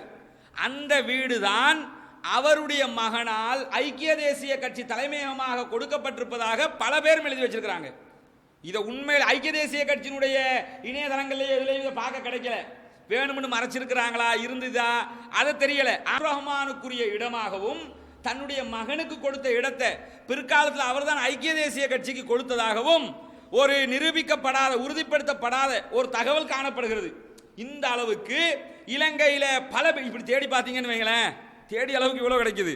இன்னும் தேடினா எது எல்லாம் முஸ்லீம்கள் அவ்வளவு அல்லாம இப்ப இருக்கிற பொருள்ல கணத்தை இருக்குது மையவாடி, பொருள்ல மையவாடியையும் அதோட சேர்த்து தான் சொல்றாங்க. பொருள்ல மையவாடிங்கிறது MC அப்துல் ரஹ்மானுடைய குதிரைகள் மேய்க்கிற நிலமாக இருந்தது அப்படிங்கிறாங்க. ரெண்டையும் உறுதிப்படுத்த முடியல. ஆனா பல பேரும் இதை எழுதியிருக்கிறாங்க. எல்லாம் நீங்க எங்க போய் தேடி பார்த்தாலும் பொருள்ல கணத்தை பத்தி தேடினாலும் சரி, இந்த ஸ்ரீகோத்தையை பத்தி தேடினாலும் இந்த ரெண்டு இடமும் இவருடைய இடம்தான், பிற்காலத்தில் கொடுக்கப்பட்டுச்சு என்ற செய்திகளும் உண்டு. அது மட்டும் இல்லாம இந்த சுதந்திர போராட்டம் மட்டும் இல்ல, இப்ப நாம பார்க்கிற வரலாறுகள் எல்லாம் எடுத்து பார்த்தீங்கன்னா, அப்ப இந்த நாட்டுக்கு இந்த முஸ்லிம்கள் உயிரை கொடுத்தார்கள், பொருளை கொடுத்தார்கள், பணத்தை கொடுத்தார்கள், தங்களுடைய வரலாறை கொடுத்தார்கள். எல்லாவற்றையும் அர்ப்பணித்துத்தான் இந்த நாட்டினுடைய விடிவுக்காக இந்த முஸ்லிம்கள் போராடி இருக்கிறார்கள் என்கிறத நாம வரலாறு நடிகளும் பார்க்கக்கூடியதாக இருக்குது. அதே மாதிரி இந்த சுதந்திர போராட்டம் 1948 சுதந்திரம் கிடைக்குது இல்லையா, அந்த போராட்ட ஹிஸ்டரியை தேடி பார்த்தீங்கன்னு சொன்னா அதுக்கு முஸ்லீம்கள்ல பல தலைவர்கள் அரும்பாடுபட்டு இருக்கிறார்கள். அதை பிற்காலத்தில் மாற்று மதத்தை சேர்ந்த அரசியல்வாதிகளே சிலாயித்து பேசியிருக்கிறார்கள். எப்படின்னு சொன்னா, இந்த ஆங்கிலேயரிடமிருந்து சுதந்திரத்தை வென்றெடுக்கிறதுக்காக தேசிய காங்கிரஸ் 1919 ஆரம்பிக்கப்படுகிறது. 1919 நேஷனல் காங்கிரஸ் ஆரம்பிக்கப்படுகிறது. எதுக்காக ஆரம்பிக்கிறாங்கன்னு சொன்னா, சுதந்திரத்துக்காக ஆங்கிலேயரிடமிருந்து இங்கிலீஷ்காரன்ட்ட இருந்து நாட்டை சுதந்திரத்தை பெற்றுக்கொள்ளணுங்கிறதுக்காகவே தான் இதை ஆரம்பிக்கிறாங்க. இந்த ஆரம்பிக்கிற இந்த இயக்கத்தில் துணை தலைவர்கள் ஒருத்தராக அப்பவே டிபி ஜாயா தெரிவு செய்யப்படுகிறார். டிபி ஜாயா அவங்க அப்பவே என்ன செய்யப்படுறாரு, இந்த சுதந்திரத்துக்கான போராட்ட அமைப்பினுடைய துணை தலைவர்கள் ஒருத்தர். அதுக்கு பிறகு அரசாங்க சபை ஒன்று ஆரம்பிக்கப்பட்டு அந்த அரசாங்க சபையில் டிபி ஜாயா பார்லிமெண்ட் மாதிரி டிபி ஜாயாவும் உறுப்பினராக இருக்கிறாரு. டிபி ஜாயா அவங்க அதில் உரையாற்றுறாரு. உரையாற்றுக்குள்ள ஒரு முக்கியமான விஷயத்தை சொல்றாரு. என்ன முக்கியமான விஷயம் தெரியுமா? இன ரீதியிலான கோரிக்கைகளையும் லாபங்களையும் அடைந்து கொள்வதை விட நாட்டுக்கு சுதந்திரத்தை பெற்றுக்கொள்ள முனைகிறது தான் ஒரு முஸ்லிமை பொறுத்த வரையில முக்கியமான விஷயம் அப்படிங்கிறார். ஒரு பதிவை உண்டாக்குறாரு பாருங்க.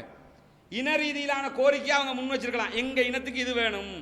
நீங்க இலங்கையினுடைய சுதந்திரத்தை எடுத்து பார்த்தீங்கன்னா குறிப்பாக எல்லா இனத்தவர்களும் தங்களுடைய இன ரீதியிலான கோரிக்கையை முன்வைத்திருக்கிறார்கள். குறிப்பாக தமிழ் மக்களை பொறுத்தவரையில், தமிழ் பொதுமக்களை சொல்லல, தமிழ் மக்களுடைய தலைவர்கள் செல்வநாயகம், இது மாதிரி தலைவர்கள், பொன்னம்பலம் ராமநாதன், பொன்னம்பலம் அருணாச்சலம், இது போன்ற தமிழ் தலைவர்கள் இருந்தாங்கல்ல, இவங்க செஞ்ச 2 முக்கியமான காரியம் என்ன தெரியுமா?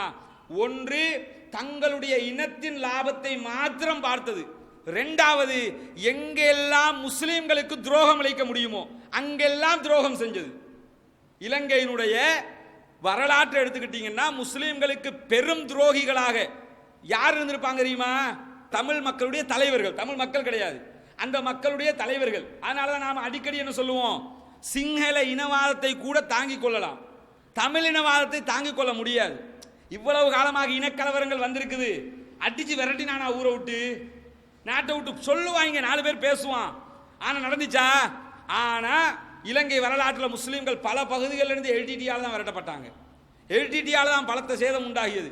காரணம் என்ன? அவங்களுடைய தலைவர்களுடைய போங்கே அப்படித்தான் இருந்திருக்கு. இந்த தலைவர்கள் அப்பவே இலங்கைக்கு சுதந்திரம் கிடைச்சி யூனியன் ஜாக் கீழே இறக்கப்படுற நேரத்தில், அவங்களுடைய தேசிய கொடி கீழே இறக்கப்படுற நேரத்தில், இங்கிலாந்தினுடைய தேசிய கொடி கீழே இறக்கப்படுற நேரத்திலேயே தமிழ் தலைவர்களுடைய நிலைமை எப்படி இருந்துச்சு தெரியுமா? நமக்கு இந்த பிரிட்டிஷ் கவர்மெண்ட் இருக்கிறது தான் நல்லது, சிங்கள கவர்மெண்ட் வந்தா நமக்கு உரியதை கிடைக்க முடியாம போயிடும், இந்த அளவுக்கு நினைச்சாங்க. நமக்கு சுதந்திரம் கிடைச்சதுன்னா நாம நினைச்சதை அடைய முடியாது. சுதந்திரம் அப்ப இன்னைக்கு நீங்க இணையதளங்கள்ல இலங்கை சுதந்திரம் சம்பந்தமா படிச்சீங்கன்னு சொன்னா தமிழ் இணையதளங்கள் நிறைய என்ன எழுதுவாங்க தெரியுமா? ஆங்கிலேய அரசு இருந்திருந்தால் நல்லா இருந்திருக்கும்னு எழுதுவாங்க. சுதந்திரம் கிடைச்சதை விட அவங்க ஏன் அது அவங்களோட வியூவில் பார்த்தா சரியா தான் இருக்கும். ஏன் அதை சொல்ல வர்றாங்கன்னு கேட்டா, எங்களுக்கு எங்க சமுதாயம் தான் முக்கியம், அதை பார்க்குறாங்க.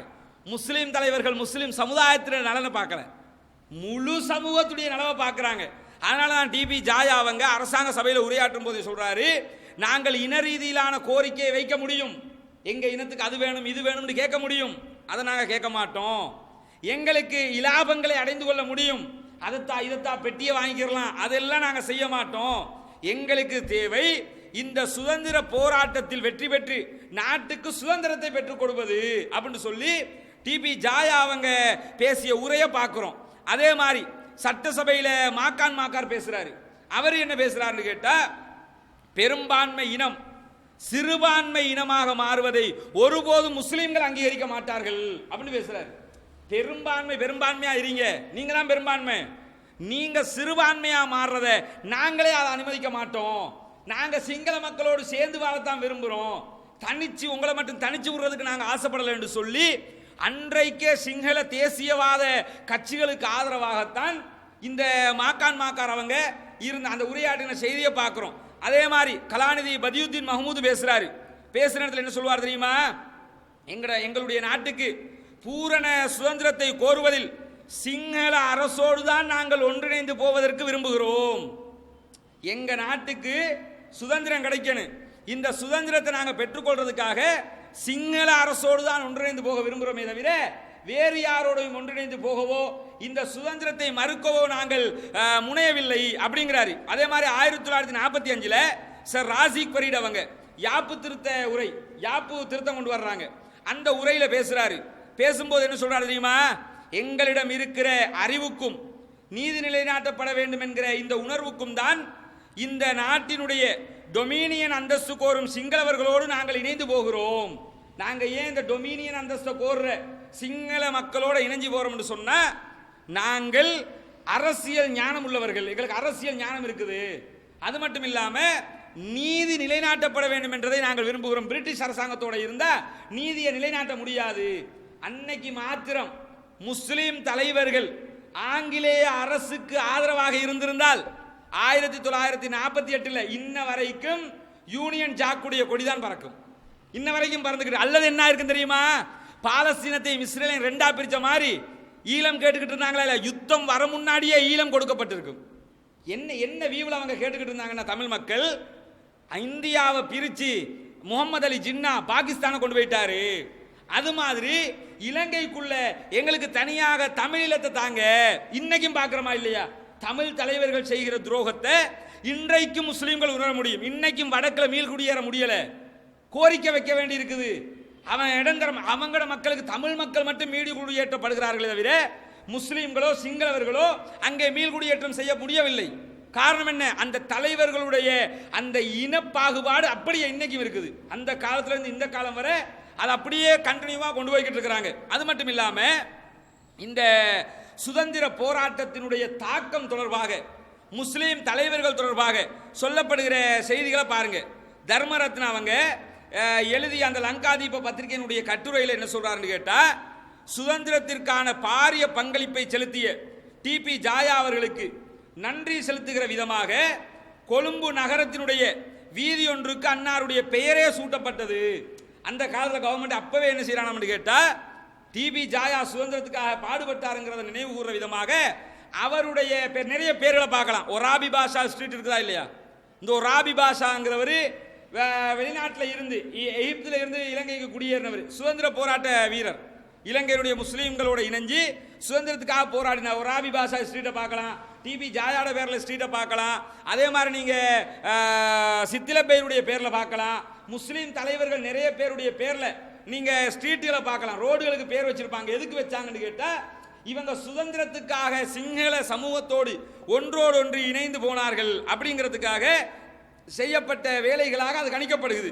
அதே மாதிரி SWRT பண்டாரநாயக்க 1924 சட்டவாக்க சபை அங்கத்தவராக தேர்ந்தெடுக்கப்பட்டு அப்ப என்ன செய்யறாருன்னு கேட்ட SWRT பண்டாரநாயக்க ஒரு செய்தியை சொல்றாரு. என்ன செய்தியை சொல்றாரு தெரியுமா? டிபி ஜாயா சம்பந்தமா சொல்றாரு. சொல்ற இடத்துல இந்த நாட்டு மக்கள்ல பலதரப்பட்டோரிடையே தாராள நோக்கத்தின் மூலம் ஒற்றுமையை கொண்டு வர அங்கத்தவர்கள் யாராவது முயற்சி செய்திருப்பார்கள் என்றால், தங்களுடைய சமூகத்திற்கு இழப்பு வந்தாலும் பரவாயில்லை, இந்த நாட்டுக்கு சுதந்திரம் வர வேண்டும் என்று பாடுபட்ட யாராவது ஒரு உறுப்பினர் அங்கத்தவர் இருப்பார் என்று சொன்ன அவர் டிபி ஜாயா தான் அப்படிங்கிறது. அந்த அளவுக்கு இவங்களுடைய இந்த நாட்டுக்கான சுதந்திர வேட்கை இருந்தது அப்படிங்கிறத பார்க்க முடியும். அதே மாதிரி சார் ராசிக் பரீட் என்ன சொல்றான்னு கேட்டா, சுதந்திரம் கொடுக்குற டைம்ல பிரிட்டிஷ் கவர்மெண்ட் கேட்கறான், உங்களுக்கு என்ன வேணும்னு கேட்கறான். உங்க முஸ்லீம் சமூகத்துக்கு என்ன வேணும்னு ஒரு கேள்வி கேட்கப்படுது. அப்ப சார் ராசிக் பரீட் என்ன சொன்னார்னு சொன்னா, இலங்கைக்கு சுதந்திரம் இந்த கொடுக்கிற இந்த நேரத்தில் எங்களுக்குன்னு தனியாக எதுக்குமே வேணாம், நாங்கள் சிங்கள சமூகத்தோடு சேர்ந்தே வாழ்ந்து விடுவோம். ஒரு பேச்சுக்கு இன்னைக்கு இன்றைக்கு இனவாதிகள் பேசுறாங்களே, இந்த பேச்சுக்களை அன்றைக்கு முஸ்லீம் தலைவர்கள் பேசியிருந்தால் முஸ்லீம்களுக்கு என்று தனி மாநிலம் கூட கிடைச்சிருக்கும், தனி ஏரியா. இது முஸ்லீம்களுக்கு கிழக்கு மாகாணத்தை நீ வச்சுக்க தந்திருப்பா, அவனுக்கு தேவைதான். ஏன் இந்த கேள்வி கேட்கிறான் பிரிட்டிஷ் கவர்மெண்ட்? எதுக்கு கேட்கிறான்னு கேட்டா, தனியாக உடைச்சுட்டு போயிடணும். எப்படி இந்தியாவோட நிற்க விடாமல் பாகிஸ்தானை உடைச்சுட்டானோ, பிறகு பங்களாதேஷோட சுட்டானோ, மியான்மாரை கலட்டி விட்டானோ, இது மாதிரி ஒவ்வொரு ஏரியாவாக கலட்டி விட்ட மாதிரி இலங்கைக்குள்ளே செய்யறதுக்கு தான் பார்க்குறான். எங்களுக்கு ஒன்றுமே வேணாம், எங்களுக்கு சுதந்திரம் கிடைத்தால் போதும், நீங்கள் வெளியேறணும் அப்படிங்கிறாரு. அந்த அளவுக்கு இந்த நாட்டுக்கு இந்த முஸ்லீம்கள் விசுவாசமாக இருந்திருக்கிறார்கள், வரலாற்றில் பார்க்குறோம். அது மட்டுமல்ல, நீங்கள் இலங்கையினுடைய போலீஸ் திணைக்களம் இருக்குது, போலீஸ் திணைக்களத்தினுடைய இணையதளத்துக்கு போய் போலீஸ் டேன்னு ஒன்று கொண்டாடுவாங்க. ஏன் கொண்டாடுறாங்கன்னு தேடி பாருங்க. போலீஸ் திணைக்களத்தில் இணையதளத்திலேயே என்ன போட்டு வச்சிருக்க, போலீஸ் டே எதுக்காக கொண்டாடுறாங்க தெரியுமா? இலங்கையினுடைய பாதுகாப்பு துறையில முக்கியமான பகுதி போலீஸ். அந்த போலீஸ்ல போலீஸ் டே கொண்டாடப்படுறதுக்கு காரணமே ஒரு முஸ்லீம் தான். இலங்கை வரலாற்றில் யூனிஃபத்தை உடுத்துக்கொண்டு அந்த போலீஸினுடைய காக்கி சட்டையை அணிந்து கொண்டு மரணித்த முதலாவது நபர் யாருன்னு கேட்டால் ஒரு முஸ்லீம். சபான் என்கிற ஒரு முஸ்லீம், மாவனல்ல. அவர் மாவனல்லையை சேர்ந்த சபான் என்கிற முஸ்லீம் கான்ஸ்டபிள் தான் மரணித்தார். முதல்ல இலங்கையினுடைய போலீஸ் யூனிஃபத்தோடு மரணித்த ஒருவர். அவருக்காக வேண்டித்தான் இதுவரைக்கும் போலீஸ்ல என்ன செய்யறான், போலீஸ் டே கொண்டாடிக்கிட்டு இருக்கிறான். நீங்க அந்த ஹிஸ்டரியை போய் பார்த்தாலே போலீஸினுடைய இணையதளத்திலே இதை போட்டு வச்சிருக்கிறாங்க. இது எப்ப நடக்குது? 1864 3ஆம் மாதம் 21ஆம் தேதி நடந்த ஒரு சண்டையில தான் இவர் கொலை செய்யப்படுகிறார். இவருக்காக வேண்டி கடந்த 147 ஆண்டுகளாக போலீஸ் டே கொண்டாடப்படுது ஸ்ரீலங்கால. யாருக்காவது தெரியுமா? நாம போலீஸ் டே கொண்டாடுறோம், மார்ச் பாஸ்ட் வைப்பான், அது வைப்பான், இது வைப்பான், இதெல்லாம் நடக்குது. ஆனா எதுக்கு கொண்டாடுறான்னு கேட்டா, அந்த நேரத்தில் மரணித்த ஒரு முஸ்லிமை நினைவு கூறுவதற்காகத்தான் செய்கிறார். போலீஸ் எடுத்தாலும் ராணுவத்தை எடுத்தாலும் எதை எடுத்தாலும் இந்த நாட்டுக்காக உயிர் தியாகம் செய்தவர்கள் முஸ்லீம்களாகத்தான் இருப்பார். அதனால தான் சொன்னேன், பெரும்பான்மை இனத்தை விட சிறுபான்மையாக இருக்கிற முஸ்லீம்கள் தியாகத்திலே பெரும்பான்மையாக இருக்கிறார்கள். பெரும்பான்மை மக்கள் செய்யாத தியாகத்தை இந்த முஸ்லீம்கள் செய்தார்கள். அதே மாதிரி விடுதலை புலிகளுக்கு எதிரான யுத்தத்தை நீங்க எடுத்து பார்த்தீங்கன்னு சொன்னா, பிரபலமாக விடுதலை புலிகளால் பல பேர் கொல்லப்பட்டாங்க. தலைவர்கள், அரசியல் தலைவர்கள் கொல்லப்பட்டாங்க. இந்த அரசியல் தலைவர்கள்ல முக்கியமாக அஷ்ரப், அமைச்சர் அஷ்ரப் ஒரு முக்கியமான அரசியல் தலைவர். அதே மாதிரி கதிர்காமர் கொலை செய்யப்பட்டார். சந்திரிகாவுக்கு எதிராக பாம் பிளாஸ்ட் பண்ணப்பட்டுச்சு. இது மாதிரி தலைவர்களுக்கு எதிரான தாக்குதல்கள் நடந்துச்சு. தலைவர்களுக்கு எதிரான தாக்குதல் என்பது ஒரு புறம், அவனுக்கு தலைவர்களோட முக்கியமான ஆட்கள் யார் தெரியுமா? ராணுவ தளபதிகள். அதுல முக்கியமாக விடுதலை புலிகளுடனான சண்டையில விடுதலை புலிகளால் கொலை செய்யப்பட்டதுல ராணுவத்தினாலேயே பாராட்டுகிற அளவுக்கு வரலாற்று பதிவை உண்டாக்கிட்டு போனவர் கேர்னல் துவான் முத்தலிஃப்ங்கிறவர். கேர்னல் துவான் முத்தலிஃப்ங்கிறவர் இவர் ஒரு ஜாவா முஸ்லீம். இவர் தான் இலங்கை வரலாற்றில் விடுதலை புலிகளுடைய அட்டாக்ல வந்து மக்களுக்கு மத்தியில் பெரிய ஒரு தாக்கத்தை உண்டாக்கின ஒருவர். இவரை கொலை செஞ்சிட்டாங்கிறது அந்த காலத்தில் பெரும் ஒரு தாக்கமாக உருவெடுக்கிற அளவுக்கு இவருடைய வரலாறு இருக்கிறது. அதே மாதிரி இலங்கை தரைப்படை இருக்குது. ராணுவத்தில் கப்பல் படை, விமானப்படை, தரைப்படை, 3 படைகள் இருக்கும். இதுல தரைப்படையில ஸ்பெஷல் போர்சஸ் ஒரு பகுதி, ஒரு ஒரு தனி ஸ்பெஷல் போர்சஸ் குரூப் ஒன்றையே உருவாக்கினவர் கேர்னல் லாஃபிர்ங்கிறவர். இவரை எல்டிடி தான் கொலை செய்கிறான். எல்டிடியினுடைய தாக்குதலில் தான் கேர்னல் லாஃபிர் கொலை செய்யப்படுறாரு. இவர் தரைப்படைக்கு ஸ்பெஷல் போர்சஸை இவர தலைமையிலே உருவாக்கி இருந்தார். கொலை செய்யப்பட்டார். இந்த நாட்டுக்கு சுதந்திரம் என்பது 2 வகை. ஒன்று 1948 ஆங்கிலேயரிடமிருந்து பெற்றுக்கொண்ட சுதந்திரம், அதற்காக போராடினது முஸ்லிம்கள் தான். அதற்கு பிறகு விடுதலை புலிகளிடமிருந்து பெற்றுக்கொண்ட சுதந்திரம் இருக்கிறதே, அதிலும் பெரும்பான்மை சமூகத்திற்கு சமனான அளவில் நம்முடைய தியாகங்கள் அடங்கப்பட்டிருக்கிறது. எந்த அளவுக்கு அடங்கப்பட்டுச்சு? 1989 நவம்பர் 17ஆம் தேதி சம்மாந்துறையில் வச்சு கிட்டத்தட்ட 42 முஸ்லீம் போலீஸ் அதிகாரிகள் கொலை செய்யப்பட்டாங்க. நிராயுத பாணிகளாக்கி ஆயுதம் எல்லாத்தையும் பறிச்செடுத்து 47 பேரை கொலை செஞ்சாங்க. 47 பேருமே முஸ்லீம்கள். சம்மாந்துறையில் 1989 எல்டிடி படையணி, அப்ப அந்த சின்ன சின்ன அளவுல அவங்க உருவெடுக்கிற நேரம், அப்ப கொலை செய்யப்பட்டவங்க. இதே மாதிரி முஸ்லிம் சாதாரண பொதுமக்கள் எடுத்துக்கிட்டீங்கன்னா எல்டிடியால கொலை செய்யப்பட்டவங்க 1,00,000 பேர் இருக்கிறாங்க முஸ்லீம்கள். கண்ட இடத்துல நான் கொலை. அந்த நீங்க பாராளுமன்றத்தில் அமைச்சர் அஷ்ரப் இருக்கிற காலத்தில் அமைச்சர் அஷ்ரஃபின் பார்லிமெண்ட் சொல்லி முஸ்லீம் காங்கிரஸ் சார்பாக அமைச்சர் அஷ்ரஃபுடைய பாராளுமன்ற உரைகளை நிறைய ஒரு 7-8 வால்யூம்களாக புத்தகங்களாக போட்டிருக்கிறாங்க. அவர் பார்லிமெண்ட்ல பேசின உரைகளை எல்லாம் அதை எடுத்து பாருங்க. ஒரு நாள் விட்டு ஒரு நாள் பெரும்பாலும் ஒரு மாசத்துல ஒரு 10 தடவை அவர் பார்லிமெண்ட்ல என்ன பேசுவார் தெரியுமா? இன்றைக்கு சம்மாந்துறையில 5 பேரை கடத்திட்டாங்க, கல்முனையில் 10 பேரை கடத்திட்டாங்க, புலனர்வுல 2 பேரை கொண்டுட்டாங்க, அங்க 10 பேரை கொண்டுட்டாங்க, வடக்குல 3 பேரை கொண்டுட்டாங்க. இப்படி ஒரு மாசத்துக்கு கணக்கெடுத்து பார்த்தா 150 பேர் சாகுவான் முஸ்லீம்கள். அத்தனை பேர் முஸ்லீம்கள். அவருடைய பாராளுமன்ற உரைகளை படிக்கிற நேரத்தில் இதை தெளிவா பார்க்க முடியுது. அவர் நிறைய மென்ஷன் பண்ணி காட்டுறாரு, முஸ்லீம்கள் கொல்லப்படுகிறார்கள். அந்த நேரத்தில் கூட அமைச்சர் அஷ்ரப் இதை பாராளுமன்றத்தில் சொல்ற நேரத்தில் தமிழ் தேசிய கூட்டமைப்பு, இப்ப கூட்டமைப்பு, அப்ப எது இருந்தது? தமிழரசு கட்சி, செல்வநாயகம் உருவாக்கிய தமிழரசு கட்சி இப்பயும் இருக்குது. அவங்க எல்லாம் சேர்ந்துதான் தமிழ் தேசிய கூட்டமைப்பு. இந்த தமிழரசு கட்சியினுடைய பாராளுமன்ற உறுப்பினர் ஒருவர் குறுக்கிடுகிறார். குறுக்கிட்டு என்ன சொல்றாரு தெரியுமா? எல்டிடியை குறை பண்ணி பேசாதீங்க, பார்லிமெண்ட்ல எதுவும் பேசலாம் தானே, பார்லிமெண்ட்ல எதுவும் பேசலாம்ங்கிறதுனால எல்டிடி மேல நீங்க குற்றம் சாட்டாதீங்க, முஸ்லீம்களை எல்டிடி கொல்லல அப்படி இப்படிங்கிறாரு. அப்பதான் அஷ்ரப் என்ன சொல்லுவாருன்னு கேட்டா, நீங்கள் ஆயுதத்தின் மேல் வைத்திருக்கிற நம்பிக்கையை நாங்கள் வைப்பதற்கு 5 நிமிடம் எங்களுக்கு அதிகம். ஆயுதத்து மேல நம்பிக்கை வைக்கிறதுக்கு எங்களுக்கு 5 நிமிஷம் கூட அதிகம் தான். நாங்கள் ஆயுதத்தை கையில் எடுத்து அல் ஜிஹாத் என்று சொன்னால் போதும், எங்க இளைஞர்கள் முழு எல்டிடியை சுட்டு தோற்குவாங்க, நாங்க அந்த வழிக்கு போக மாட்டோம்ங்கிறார். எங்களுக்கு அது தேவையில்ல. பாராளுமன்ற உரைகள் எடுத்து பார்க்குற நேரத்தில் முஸ்லீம்கள் எந்த அளவுக்கு எல்டிடியால கொல்லப்பட்டிருப்பாங்கிறத பார்க்க முடியும். எதுக்காக செத்தாங்க? வயலுக்கு விவசாயத்துக்கு போயிருப்பான். டேட் வாரியாக கூட நீங்க பார்க்கலாம். வயசு அதாவது 1990ஆம் ஆண்டு வடக்கு வெளியேற்றம் நடப்பதற்கு 2 மாதங்களுக்கு முன்பதாக 40 பேர், கிட்டத்தட்ட 40 பேர் யாழ்ப்பாணத்தில் கடத்தப்படுறாங்க. முஸ்லீம் தனவந்தர்கள் 40 பேர் கடத்தப்படுகிறார்கள்.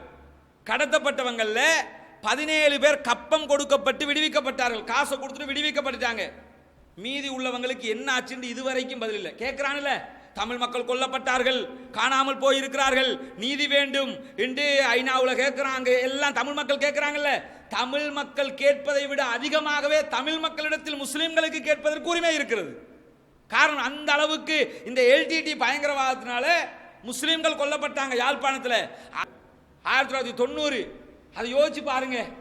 உடுத்த உடையோட கையில நயா பைசா காசு இல்லாம அத்தனை சொத்துக்களையும் விட்டுட்டு யாராலையாவது வர முடியுமா?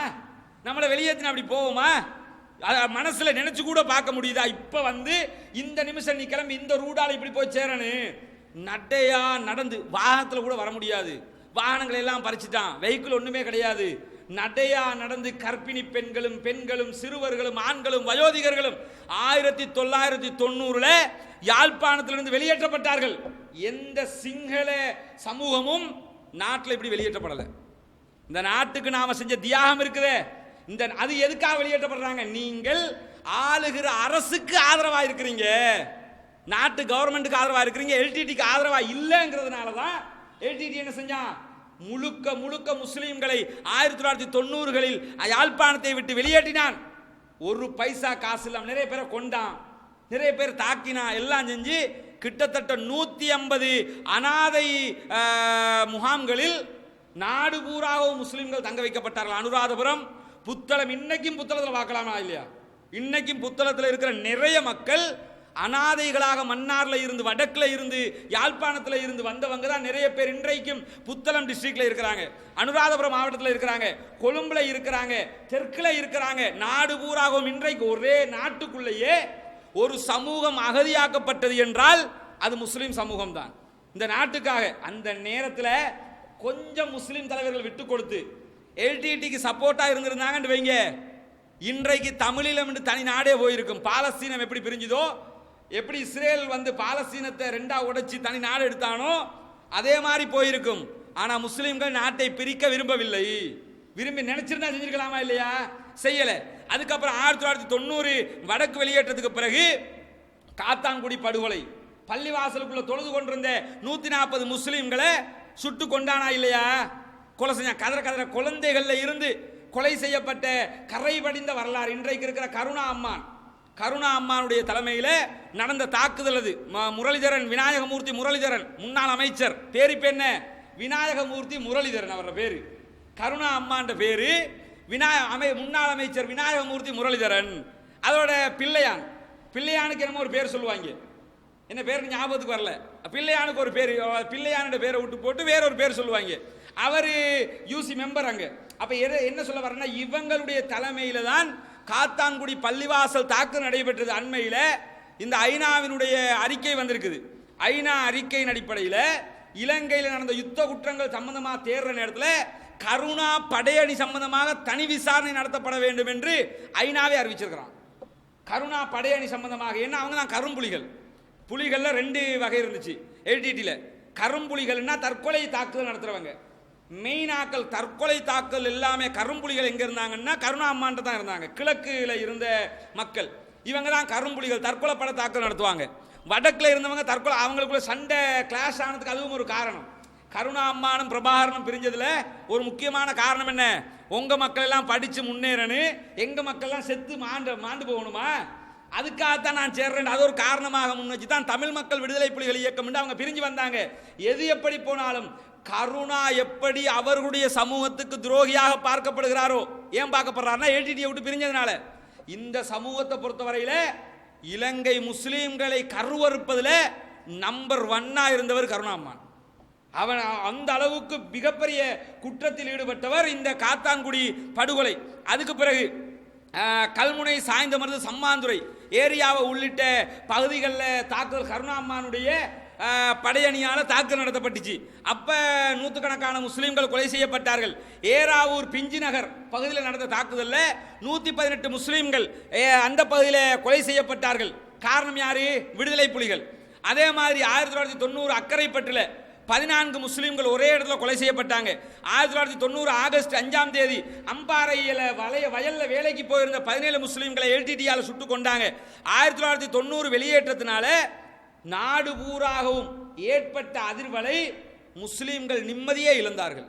யோசிச்சு பாருங்க, இவ்வளவு கஷ்டங்கள் பட்டு இந்த நாட்டுக்காக உழைத்து அரசருடைய காலத்தில் இருந்து மன்னர் காலத்தை எடுத்துக்கொண்டால் அன்றிலிருந்து இன்று வரை மன்னர்களுக்கு விசுவாசமாக இருந்து மன்னர்களுடைய மன்னராட்சியை பாதுகாப்பதற்காக, இலங்கை நாட்டினுடைய அந்த தேசத்தை பாதுகாப்பதற்காக உழைத்தவர்கள் முஸ்லீம்கள். அதற்கு பிறகு இலங்கையினுடைய வளர்ச்சிக்கு முழுமையாக பொருளாதார ரீதியில் ஒத்துழைப்பு கொடுத்தவர்கள் முஸ்லீம்கள். அதற்கு பிறகு நடந்த விடுதலை புலிகளுடைய தாக்குதலில் விடுதலை புலிகளுக்கு எதிராக பலகட்ட போர் முனைகளில் தங்களை நிறுத்திக் கொண்ட முஸ்லீம் தளபதிகள், முஸ்லீம் போலீசார், இப்படி போலீஸில் இருந்த முஸ்லீம் அங்கத்தவர்கள், இப்படி எல்லா துறைகளிலையும் சிறுபான்மை மக்களாக இருந்து பெரும்பான்மை மக்களுக்கு ஈக்குவலாக நாம் இந்த சமூகத்திற்கு அயராது உழைத்திருக்கிறோம். அப்ப இந்த தேசிய தினத்தை பொறுத்தவரையில் சில இலங்கை முஸ்லீம் என்ன தேசிய கொடி மாட்டலையான்னு கேட்பான். நாங்கள் தேசிய கொடியை மாற்ற தேவையில்லை. தேசிய கொடிய வீட்டில் கொலினா தான் நாம் தேசப்பற்றாளர்கள் அர்த்தமா? இந்த நாட்டின் தேசப்பற்றாளர்கள் தான் நாங்கள் என்பதை எப்பயுமே வரலாறு நெடுகிலும் நிரூபித்து வந்திருக்கிறோம். இந்த தேசத்துக்கு எதிராக ஒரு நாள் கூட ஒரு முஸ்லீம் போனது கிடையாது. தேச விடுதலை தொடர்பாக பார்க்குற நேரத்தில் அதுக்கு பிறகு வந்த வரலாறுகளையும் பாருங்க. முஸ்லீம் கல்விமான்கள் தோன்றினாங்க. இந்த நாட்டுக்காக எவ்வளவு வரலாறு எவ்வளவு உழைத்திருப்பார் நலீம் ஹாஜியார். அவர் இந்த நாட்டுக்காக செஞ்ச சேவைகளை விடவா முஸ்லீம்களுக்கு செஞ்ச சேவை தனி. நாட்டுக்காக செஞ்ச சேவைகள் டிஎஸ் சேனாநாயக்கவுடைய காலத்தில், அதுக்கு பிறகு வந்த ஜேஆருடைய காலத்துல எல்லாம் அவ்வளவு சேவைகள் செஞ்சும் அவரை தூக்கி டட்லி சேனாநாயக்குடைய காலத்தில் இருந்து அவர் இந்த நாட்டுக்காக உழைத்தார். அவ்வளவு செஞ்சும் அவரை தூக்கி உள்ள போட்டாங்க 48 நாள் பாராளுமன்றத்தில். அப்ப ஜேஆருடைய காலத்தில் ஜேஆர் பாராளுமன்றத்தில் இதுக்கு எதிராக பேசுவார். அதுக்கு பிறகு ஜேஆருடைய ஆட்சி வாழ்ந்த காலத்தில் நலீம் ஹாஜியாருடைய வரலாறு தொடர்பான ஆவணங்கள் இன்றைக்கும் பாதுகாக்கப்படுகிறது. ஜேஆருடைய நாம கதையாக கேள்விப்பட்ட கதை அல்லது நிஜம். நலீம் ஹாஜியாருடைய வரலாற்றில் ஜேஆருடைய ஆட்சி நடந்த நேரத்தில் பெரும் பொருளாதார நெருக்கடி நாட்டுக்கு வந்துச்சு. அப்ப ஜேஆரே அவரை கொழும்பு கலைச்சு கொழும்பு பொருளாதார திட்டம் கொண்டு வர போறோம், அதுக்கு நீங்க தலைவராகிறீங்க அப்படின்றாரு. எனக்கு அந்த பொறுப்பு எதுவும் வேணாங்கிறாரு. எல்லா துறைகளிலையும் ஒத்தாசையாக இருந்த இந்த சமூகம் இன்றைக்கு இனவாதிகளுக்கு ஒத்துழைப்பு வழங்குபவர்களால் அனைத்து தரப்பாலையும் சீண்டப்படுகிற சமூகமாக யார் இருக்கிறா? முஸ்லிம் சமூகம் தான் இருக்குது. காரணம் என்ன தெரியுமா? சீண்டுவதற்கே காரணம் நம்முடைய வரலாறு. நாம் ஒரு ஆவணப்படுத்தலாக அதை செய்யவில்லை. நம்ம வரலாறு நமக்கே தெரியல. நம்மளை பாராட்டி இவ்வளவு 1000 ரூபாய் நோட்டு இருக்குது. இந்த மஹிந்த ராஜபக்ச போட்டோ போட்டதில்லை. அதுக்கு முன்னாடி ஒரு 1000 ரூபாய் தாள் வந்துச்சா, பெரிய 1000 ரூபாய் தாள். அந்த 1000 ரூபாய் நோட்டில் ஒரு ஒரு ஒரு ஆள் யானைக்கு பக்கத்தில் தொப்பியோட போட்டுக்கிட்டு நிற்பார். அவர் யாருன்ற வரலாற்றை தேடி பாருங்க. ஏராவூரை சேர்ந்தவர். அவர் ஏராவூரை சேர்ந்தவர். அவர் வளர்த்து வைத்திருந்த ஒரு பெரிய யானையை அந்த காலத்தில் தலதா மாளிகைக்கு அவர் அன்பளிப்பாக கொடுத்தாருங்கிறதுனால அவரை நினைவு கூறுறதுக்காக 1000 ரூபாய் நோட்டிலேயே, இலங்கை நோட்டுல பழைய 1000 ரூபாய் தாள், இப்ப இருக்க மஹிந்த ராஜபக்சரை அந்த உருவம் போட்ட நோட்டுக்கு முன்னாடி இருந்த நோட்டு, அதை எடுத்து பார்த்தீங்கன்னா அதுல அவருடைய பணிக்கர், என்னமோ ஒரு பணிக்கரண்டு பேர் வரும், அவரோட பேர் எனக்கு கரெக்டாக ஞாபகம் இல்லை, என்னமோ ஒரு பணிக்கரண்டு வரும். அவரை கண்ணியப்படுத்தும் விதமாக 1000 ரூபாய் நோட்டிலேயே அவரோட போட்டோ என்ன செஞ்சான், பதிப்பிச்சு வந்த காட்சிகள் எல்லாம் இருந்தது. இப்படி நாடு பூராகவும் தேடி பார்த்தால் இந்த நாட்டுக்காக இந்த முஸ்லிம்கள் நிறையவே சேவை செய்திருக்கிறார்கள். ஆனால் சுதந்திர தினம் என்று வந்துவிட்டால் ஒரு சுதந்திர தினத்தில் கூட இந்த நாட்டு அரசாங்கம், எந்த அரசு இந்த நாட்டுக்கு தலைமை எடுத்தாலும் எந்த அரசும் இந்த நாட்டு முஸ்லிம்கள் சுதந்திரத்துக்காக பாடுபட்டார்கள் என்ற ஒரு துணுக்கு செய்தியை கூட வெளியிடுவதில்லை. டிஎஸ் சேனாநாயக்க பாடுபட்டாரு, டட்லி சேனாநாயக்க பாடுபட்டாரு, எஸ்டபிள்யூ பட்டார் நாயக்க பாடுபட்டாரு, ஸ்ரீமாவு பண்டா, இப்படி எல்லாத்தையும் சொல்லுவாங்க. எல்லாரையும் சொன்னாலும் ஒரு துணுக்கு செய்தியாக கூட இவர்களை சொல்ல மாட்டார்கள். காரணம் என்ன? நம்முடைய வரலாறை அப்படியே மறைத்து இல்லாமல் ஆக்கிவிட வேண்டும் என்பதுதான் அவருடைய திட்டமாக இருக்கு. அதனால் இந்த வரலாறுகளை எல்லாம் புரிந்து இந்த நாட்டின் மைந்தர்கள் நாம், இந்த நாட்டுக்காக நாம் அதிகம் சேவை செய்திருக்கிறோம் என்பதை புரிந்து இந்த உலகத்திலே வாழ்ந்து இம்மேலும் மறுமையிலும் வெற்றி பெறுவோமாக. வாஹிரு தஅவானா அல்ஹம்துலில்லாஹி ரப்பில் ஆலமீன். அஸ்ஸலாமு அலைக்கும்.